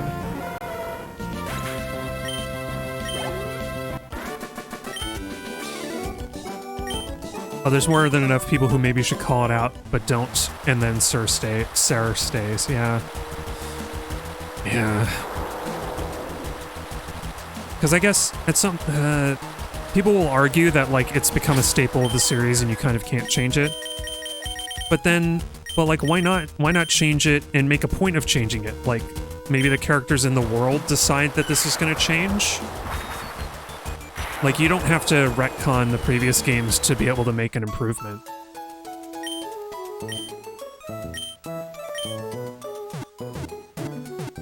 I don't know. I guess not enough people involved in the game design want to change it, and so they don't.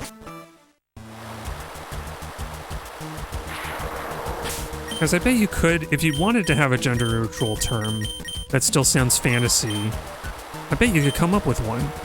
Just make up words. Like, that's... half of fantasy writing is made up words anyway. So just make up some title that you use to refer to, like... soldiers or whatever. Yeah, they feel it's gender-neutral. Yeah. Not enough time has passed for that to pan out. I don't think any time could pass for that to pan out. Some stuff enters the vernacular over a long enough period of time, but something like Sarah is just, it's never gonna happen. You're never gonna make fetch happen. You're never gonna make fetch happen, BioWare. Give up on it.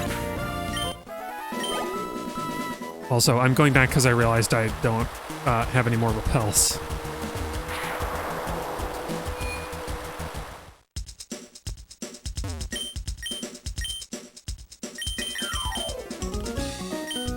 And they don't have Pokeballs here either.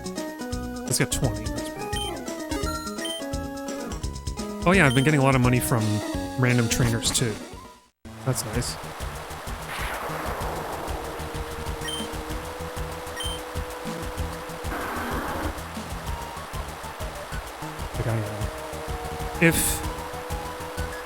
If CD Projekt was able to get Witcher to stick as a name, as like a term, then you can get anything in fantasy.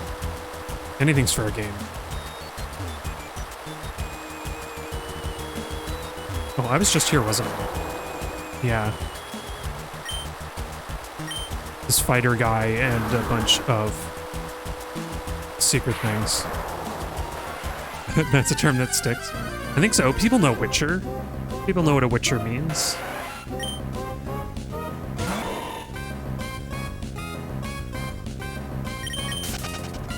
And it sounds fantasy.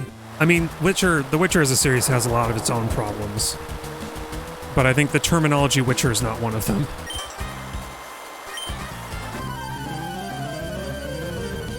Because I think there was a time where ER as a suffix would get to be, would be masculine, but like in the modern day, it's kind of gender neutral. Like, I think maybe that's an example. But yeah, one who romances which doesn't get this collector card. Yeah, that was that problem indeed. That's some of the problematic stuff I was thinking of.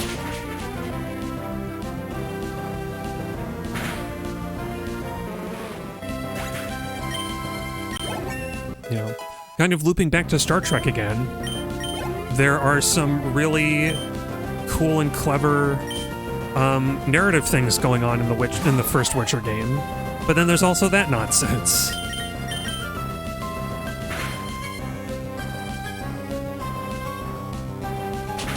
Where you get like collectible art cards for sleeping with women.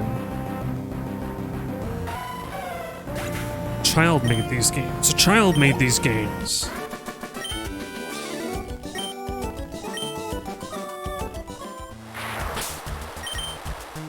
And you know, I won't lie, it's good art. And my instinct is not like just as the kind of person I am, I'm not immediately repulsed by the idea, but it's also very immature. It feels and you know what's really sneaky? Actually, what's really sneaky about the card art is that there's a level of like plausible deniability there,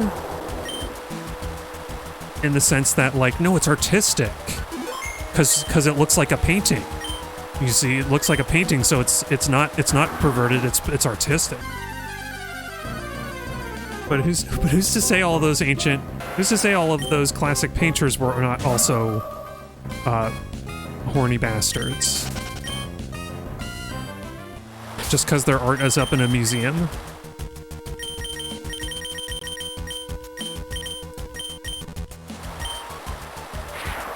Anyway, this is. I'm heading towards the Victory Road right now, aren't I? Oh, but I think the word Witcher, though, is just an example where it's like... I think even there, like, Witchers are usually men, because there's still...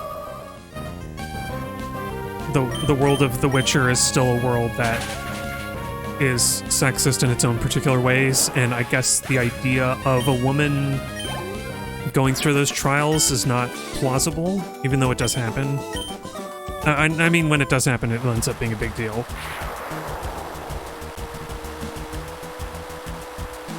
Okay, yeah, this is Victory Road direction. But, you know, like, you could come up with... it'd be very easy to come up with a gender-neutral title for a fantasy world.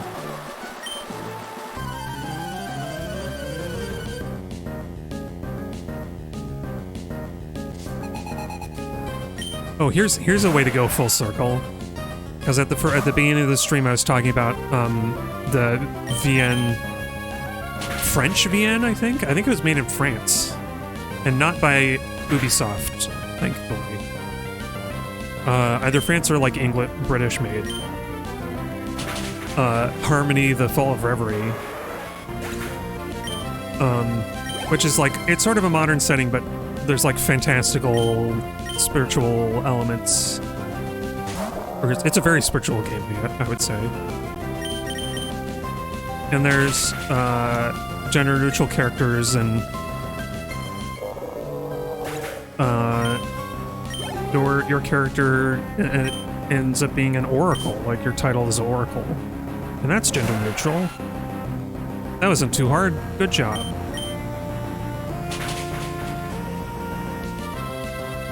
The funny thing with that game is it took me a while to realize. I think I was talking about it last stream. I was trying to put my finger on the art style, and it clicked because Chaos in particular looks very much like a Hades character design, and I was like, oh, they're kind of like wearing you know, Supergiant as an inspiration on their sleeve.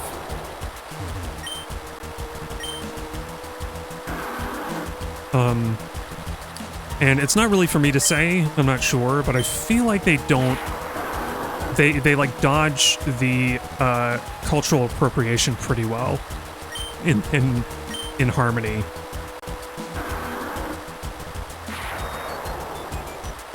I don't know, the only character maybe is the Aspiration Bond, who lives in a mangrove swamp. But he doesn't talk with like an accent or anything, and I could have looked up what like who does his voice and like who wrote the game and stuff like that. So I don't know. Maybe they fell into that trap, so to speak. Maybe they did not consider Interop fault for some inappropriate appropriation. It's weird, he stands out as like the only character who seems to be from like a particular cultural background.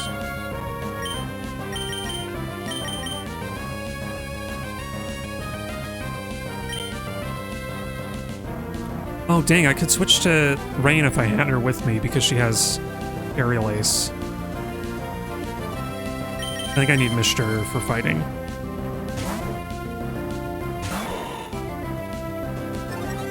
I don't know. Well, also, you know what? Anime, thinking of anime again. Anime and Japanese games always come up with, like, a new term for whatever their like, special, you know, hunters in Monster Hunter or whatever. Or Shinigami in Bleach. And so, like, you have this classification of character who's, like, tasked with some such and such. And they don't have any trouble coming up with a gender-neutral term. It's not that hard.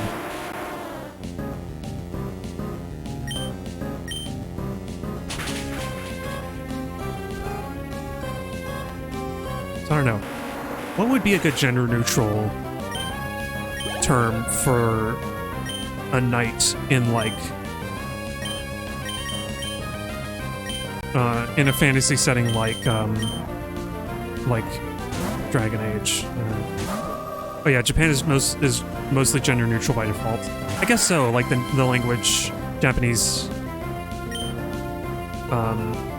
you kind of have to go out of your way to specify gender.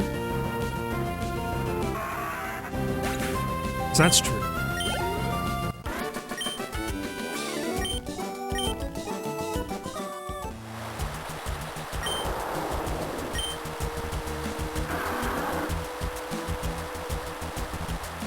I don't know, I'm trying to think of like fantasy titles. Does Lord work well? Or is that still too masculine? Lord. Lord Alex. No? Yes? No? Yeah, I think it's masculine since lady's the counterpart, yeah. It does feel like it. My gut is that it could, if people used it enough, over a few generations, maybe Lord could be depicted, Lord could be recognized as a masculine. Because the thing is that, like, Lord doesn't have another connotation where Lady kind of does. Lady is not only the counterpart to Lord, it's just another way to refer to a woman, arguably, whereas Lord is very explicitly only a title. I don't know. But it would be a stretch. Like, you would need to work on it.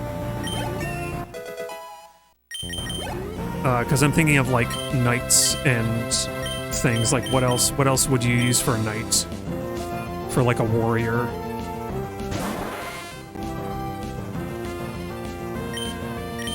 Without using, like, military titles that feel a little too modern.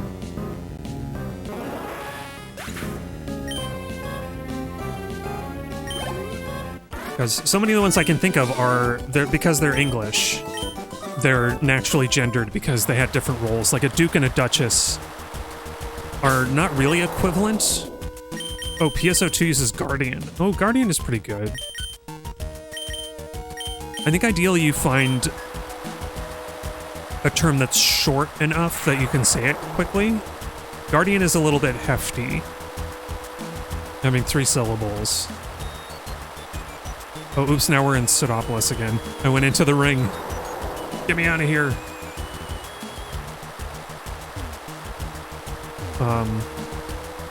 Which could work. I imagine the Japanese term is shorter, and so it works easier.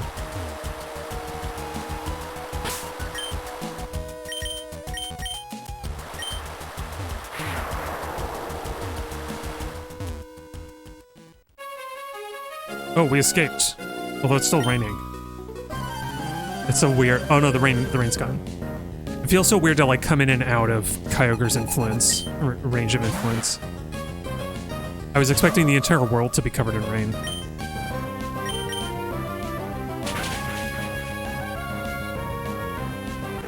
Yeah, like I think if Monster Hunter uses Hunter, everybody, your players refer to as a hunter, as the hunter, or hunter this, hunter that. And that's a pretty easy one.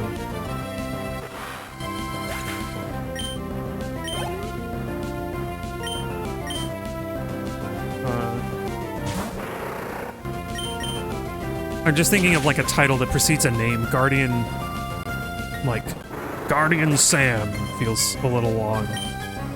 Pajama Sam. Pajama would be a fun one. The mighty Pajama Camellia approaches. Oh, they don't say your name, you're just Guardian. Oh, yeah. So, like Monster Hunter again. Or, Elden Ring. Dark Arisen, or whatever it is. What's the other one I was thinking of?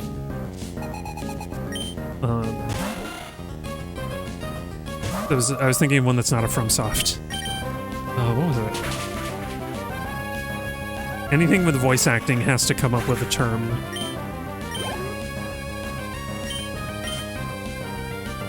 But you can have fun with titles.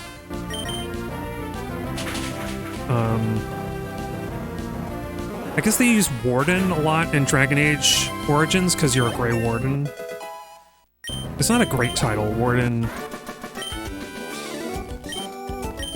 Warden feels a little hierarchical to me. I mean, it's any title's gonna be like that, I guess. Something about Warden makes me think of a prison. Is like, wait, are the Darkspawn like prisoners or something? Are we like trying to put them back in jail? I don't know if I want to be a warden.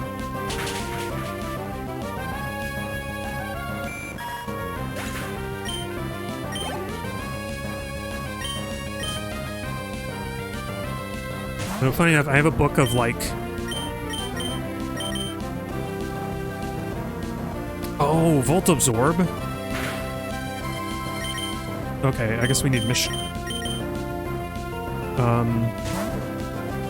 Yeah, I wonder then if, I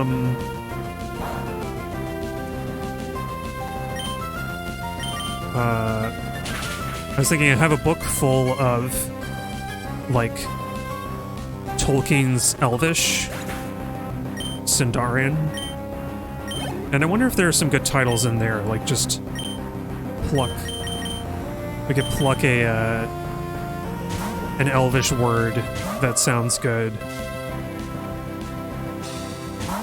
Use it in your fantasy world, your fantasy setting.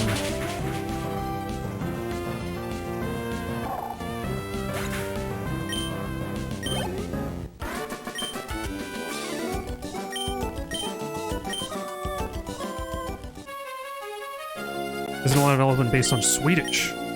I think a lot of it comes from, I think it's Icelandic. There's a lot of his inspiration there. Icelandic and like old English. Or not old, like Anglo-Saxon something or other.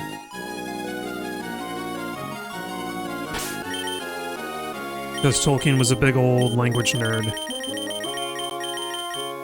Which I can relate to. I love language. I think it's cool and weird and wonderful. But I'm also not obsessed with like paleness as a marker of dignity or divinity or whatever. So that's an important distinction from Tolkien. So I don't know. But yeah, maybe...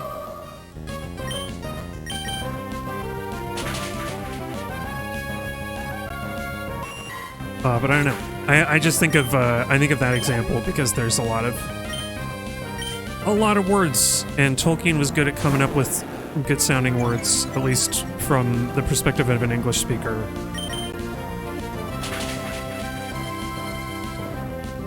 And you could save yourself a lot of time by picking up something that nobody will recognize, because it's probably even distinct from Icelandic.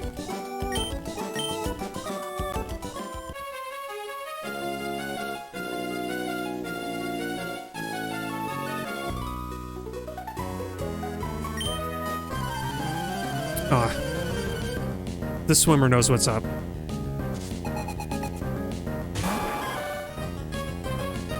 Pokemon speaking out on gender discrimination.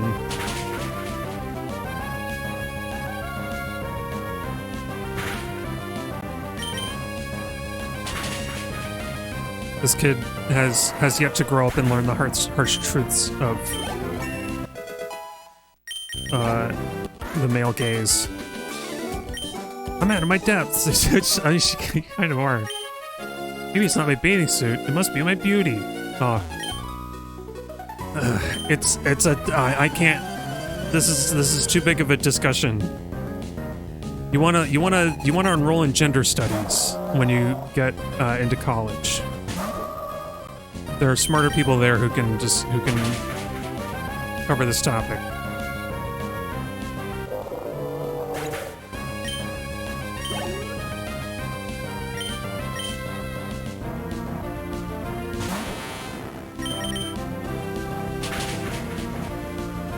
Yeah, I'm still thinking about honorifics titles.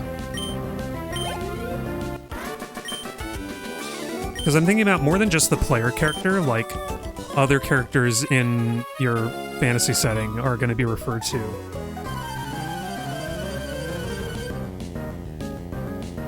Because like even if you just have a masculine and a feminine honorific for the other characters, like what do you do? Do you not have any gender neutral characters in your setting? Like what do you do about them?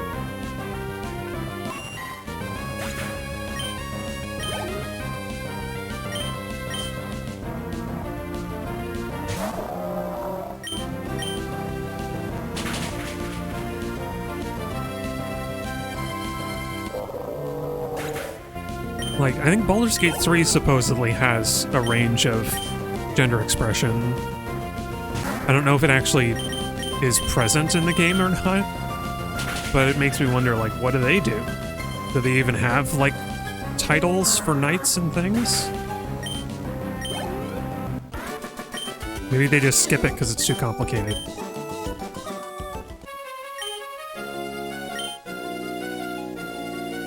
It does feel very...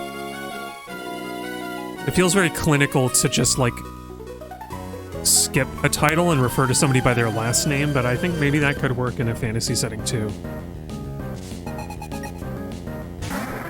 Or, like, actually, this is something that's been forgotten a little bit. And in a fantasy setting, it would make some sense, maybe. But, a common thing to do is to refer to somebody by the name of, like, their estate or, like, the land they own or rule over.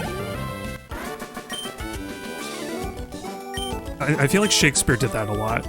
So, like, the Duke of Essex would just be referred to as Essex instead of, like, the full, like, basically nobody would say the Duke of Essex. They would say, what ho, here comes Essex. Or Essex comes here, comes hither. With news of poor Boringsworth, or I don't know, whatever thing. Sire, he's, oh, sire, does sire work as gender neutral? Because there's not like, well, hang on. Let me retract that for a second. I remember that there's a very grim, secondary thing to the name sire. Hang on. Or implication at least. Because I was thinking, for a second I was thinking, like, that's not necessarily a masculine term. But it's just that women wouldn't get that title.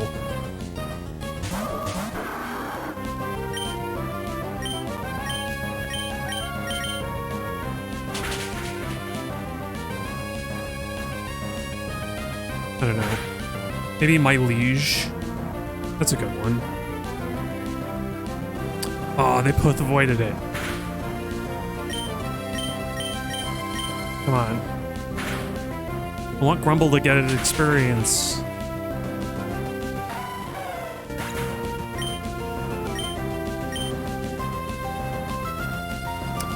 Frickin'... whatever. Just do Mud Shot, because Violence will knock out this one goal in one hit. Maybe Grumble needs another move, because he can't really fight certain Pokemon.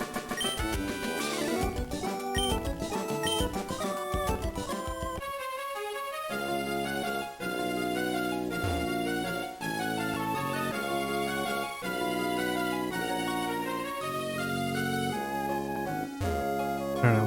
What I find so strange is that, like, English is such a colorful language. Like, there's a lot you can do with it, especially in a fantasy setting where you're making up words anyway. And yet, I feel like people complain so much about, like, no, we can't do it this way, we have to do this, at the expense of inclusivity. But you don't. You don't. There's so much room for expression and variation. It's a frickin' language. Make up new words. Do it, you cowards. Also, I think maybe we fought all the trainers here.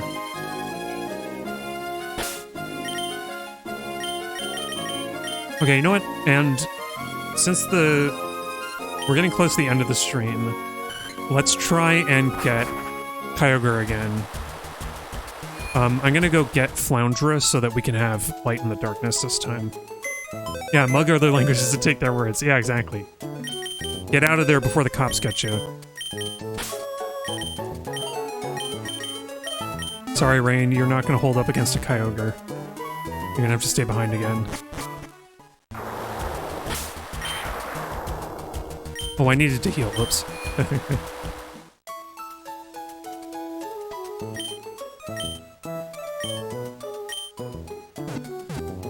Alright.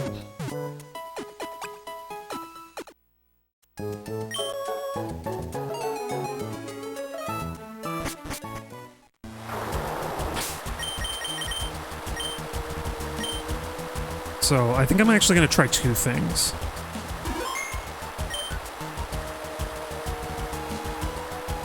We'll do the, like, dumb one first. And invariably it's going to work and I won't have needed to consider an alternative.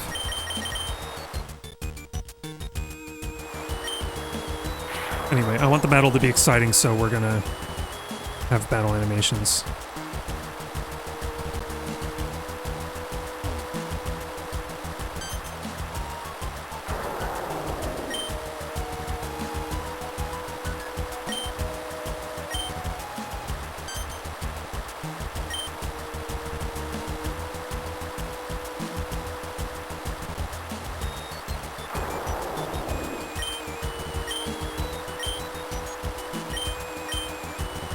Oh hey, I have a skeptic welcome.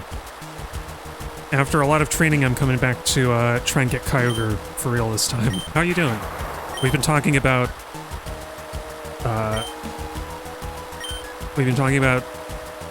trying to find gender-neutral titles for fantasy settings. And actually, I was just thinking, like, why, like, now that I think about it, you could just use Mixer. Like we do in the real world. It wouldn't be that weird.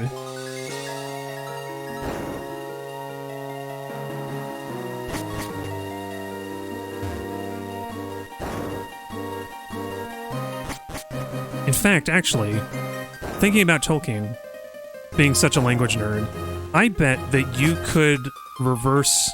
And actually, I'm going to end up doing this after stream because I know that, like, because I'm just a language nerd.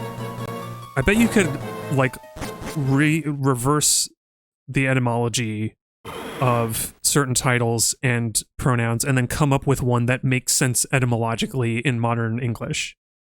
And maybe it'll be just something that people haven't thought of before. But, like, just taking a little bit of a... taking a little etymological approach to new language. Because I bet there's something there.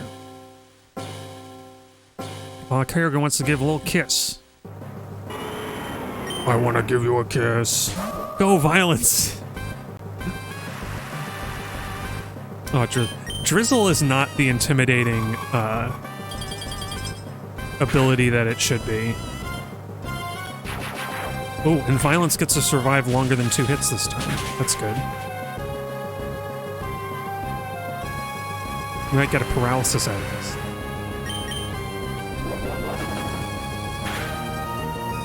Yeah, interesting talk, yeah. Thank you. It's, I think, we got into fantasy specifically because Mav reminded me of, Ser as a title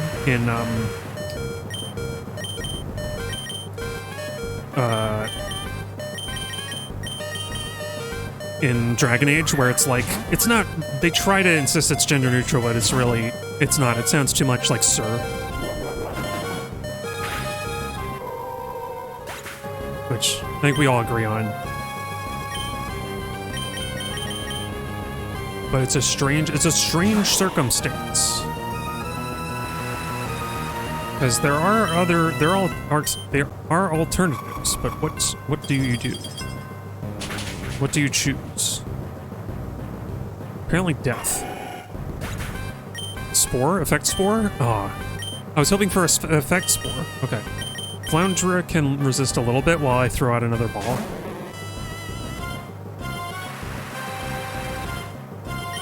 I forgot that Kyogre has Ice Beam, because that's...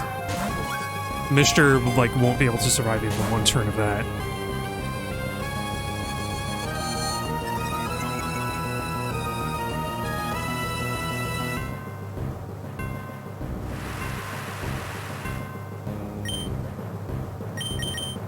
I think I will say, thinking of etymology again,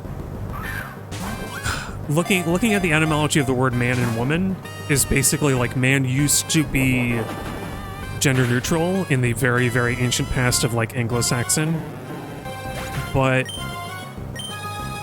when specifying a female man, so we man was like female man, and it just sort of naturally came to be that if you weren't specifically referring to a woman, it was assumed you meant a man because of just the language and the culture. And so man persists to the modern day as the masculine term.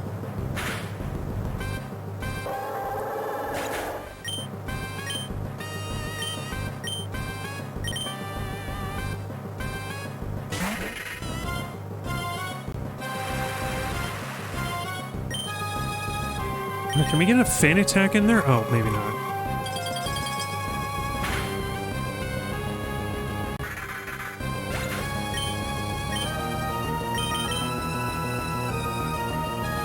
Do what with Grumble? I'm gonna send him out.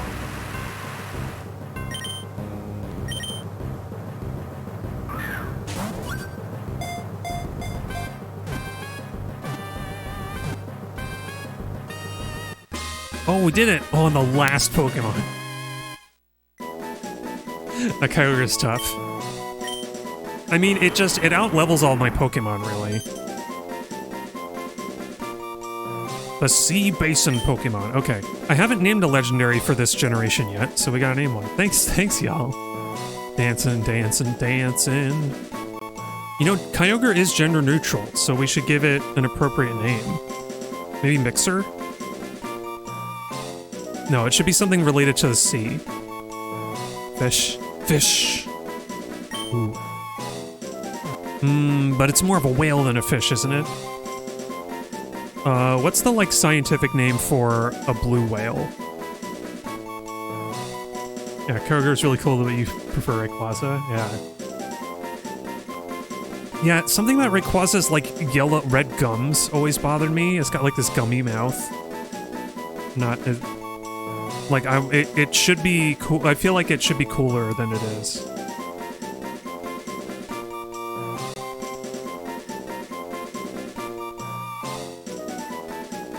Because I know cetacean refers to whales. I know cetacean refers to whales, but like what? What does Wikipedia say? Balenoptera musculus. Musculus. Maybe because musk might be something. Oh, baleen. It's a baleen whale. That's why. Actually, they're endangered. Oh, that's right. Cetacea is the infraorder? I haven't heard of that. Whippomorpha. Oh, I like that. You're going to be Whippo.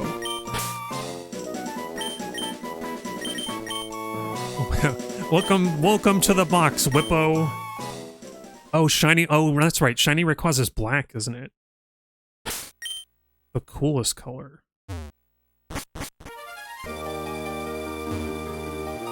Alright, well, we got Whippo. Let's, I want to go see what its stats are. Or their stats. If we want to treat the Pokemon as more equivalent to humans. Yeah, welcome to the box. Welcome to the box. Grumble's the only one left. You know, I have an escape rope. Let's just use it. Right? Where is it? Oh yeah, I got a deep sea tooth, by the way. To complement my deep sea scale. Whoa! Yeah, and then everybody's gone, like... Nobody cares about all the hard work I just did. But yeah, we'll go see about... Oh, and we get to hear the Sidopolis music, which we haven't gotten to yet, because I only came here after the, Oh yeah, there's Steven.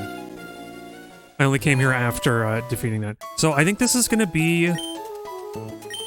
Yeah, so I said that I was gonna go to the Elite Four. I think I will eventually on this save. Maybe we'll come back here after the, like, Kanto journey, but I think it's time for the Kanto journey. It's high time. So let's see about Whippo. Let's see about Whippo the Kyogre. Oh, they're hasty. Moving fast. And fast moving. Which one is that? They got Drizzle. Hasty is speed up, defense down. You know, I like that actually. Yeah, and I evolved Rain. I evolved Rain into a Lyron. That's partly why I want to come back. I want to come back to this game real bad because I want to get her to evolve. She deserves to be her full evolution. As does Grumble. And yeah, I'm gonna eventually take them to the Elite Four, but for now we're going to I think we're gonna end the Sapphire leg so that we can begin Fire Red and Leaf Green. I think Fire Red is going to be my main save, much like Ruby, because that's the one that I played as a kid. Yeah, and from before, I'm going to go over my, gosh, I have all called episode assessments. So this won't make sense if you weren't here for earlier in the stream, but basically I was looking over, I've been watching old Star Trek TOS, and kind of tracking notable features of the episodes. Like I've been doing like a little synopsis, or just a one-word synopsis, one or two sentence synopsis, and then points that I thought were interesting, or like, is this worth watching or not? So let's see what we got. The Man Trap, Charlie X is dumb. That's what's so funny, is that, like, there's an episode like the Man Trap. It has this, like, monster that's pretending to be, that reads people's minds so that it can, make them hallucinate that it looks like their, romantic partner or interest. And then there's also this funny, like, Uhura and Spock back and forth. And so it's like, I mean, that's kind of worth seeing the episode, but also there's kind of awkward stuff in it.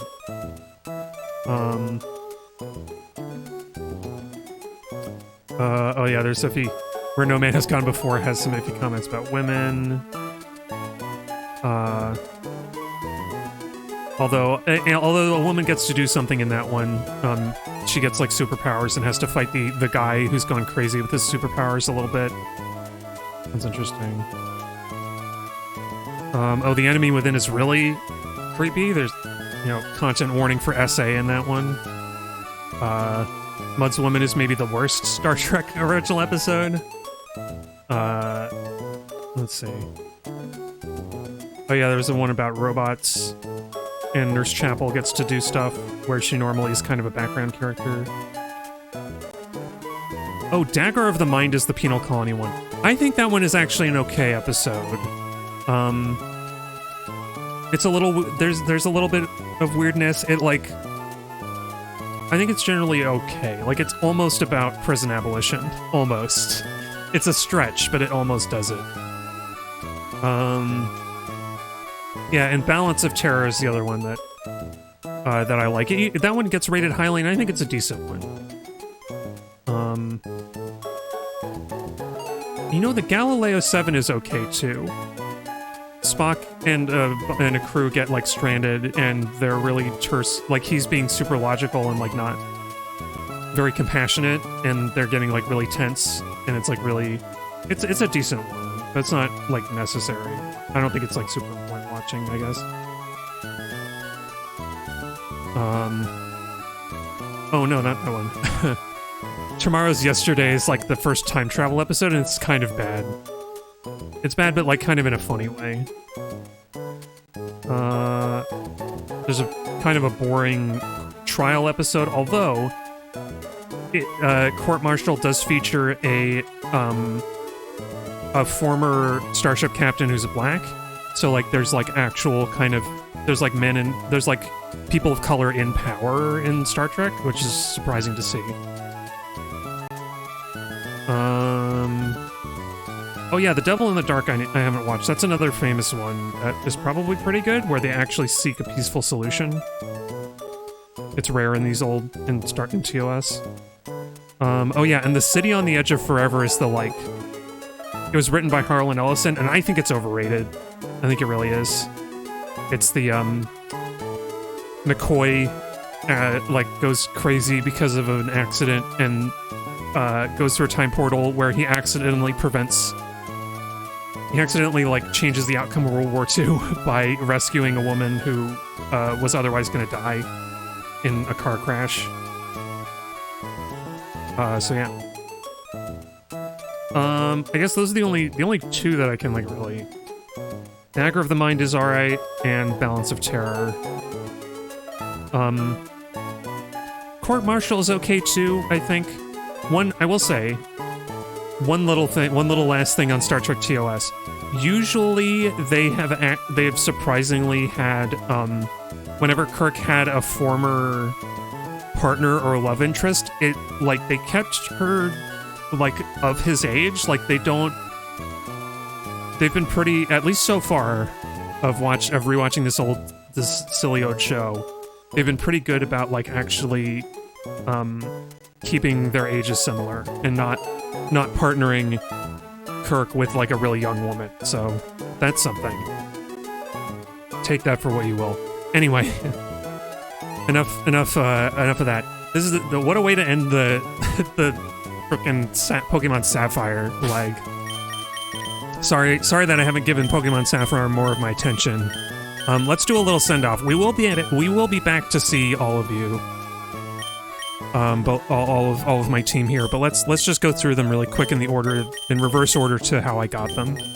Because I think was Mr. No, Rain was the last one because Mr. we got in the forest. So, yep, we caught Rain in the Granite Cave, and she is midway through her evolutionary journey. She has some of her final moves. I would love to get her a better rock move, but I really can't in this game. I would have to get her over to Emerald or Kanto. She's got the Quick Claw. She's cool. I like Rain. I got her in a Premier Ball, which is fun. And she's modest. She's just a modest little Lyron with a rocky head. We got Mr. the Breloom. His effect Spore has not triggered very often, but he also can't. He's not sturdy enough to take enough hits to really do it reliably. He got Sky Uppercut, so that's cool, and we got to see it.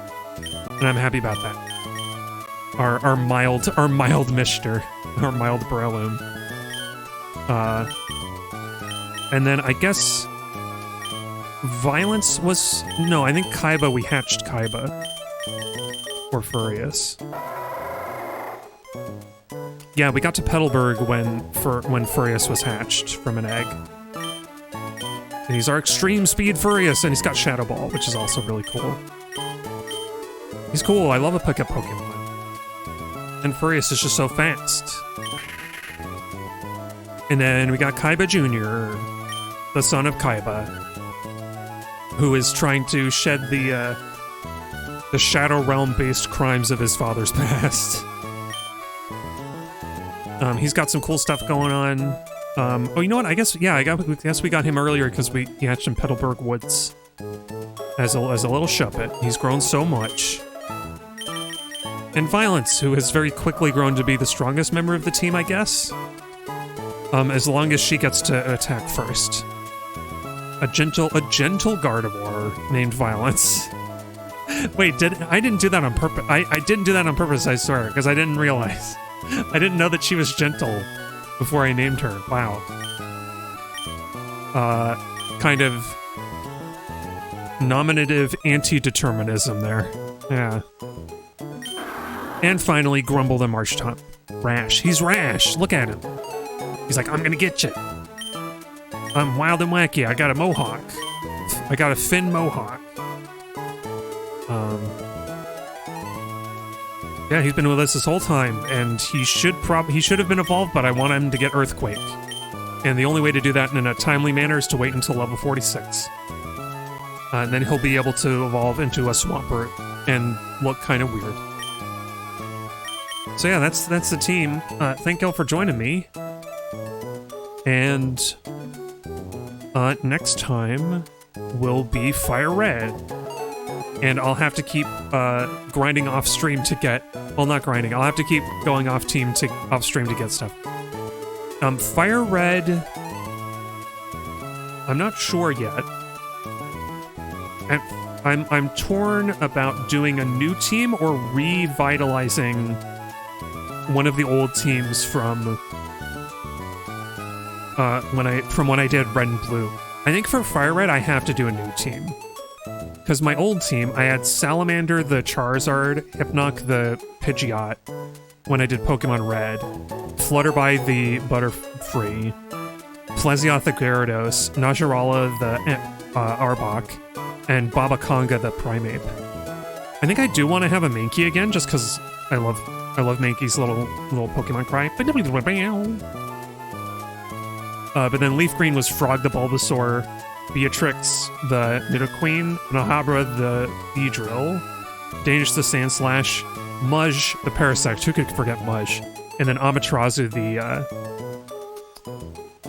the Ninetales. So, I don't know. I think I might do something different with Fire Red. I kind of have an idea. Because way back, not even on stream, on my own time, I did a, like, underdog challenge, what I called it, where I kind of picked a core team of 6 that would reasonably get me through the game, but were more or less, with decent type coverage, but were basically like the lowest stat combination, or the lowest stats out of their category. So like I was trying to fill in like what's the weakest water Pokemon, etc. And so I might try and do something like that. I'm tempted to. But we'll see. We'll see when we get there. That happens Thursdays, so look out for that. And then I have something planned for Leaf Green. I don't know if I'll manage it in time, but I have something planned for Leaf Green.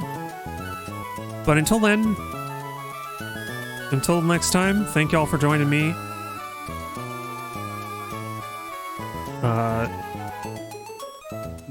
No kings. Abolish ICE, abolish prisons. And until next time, I'll be seeing you.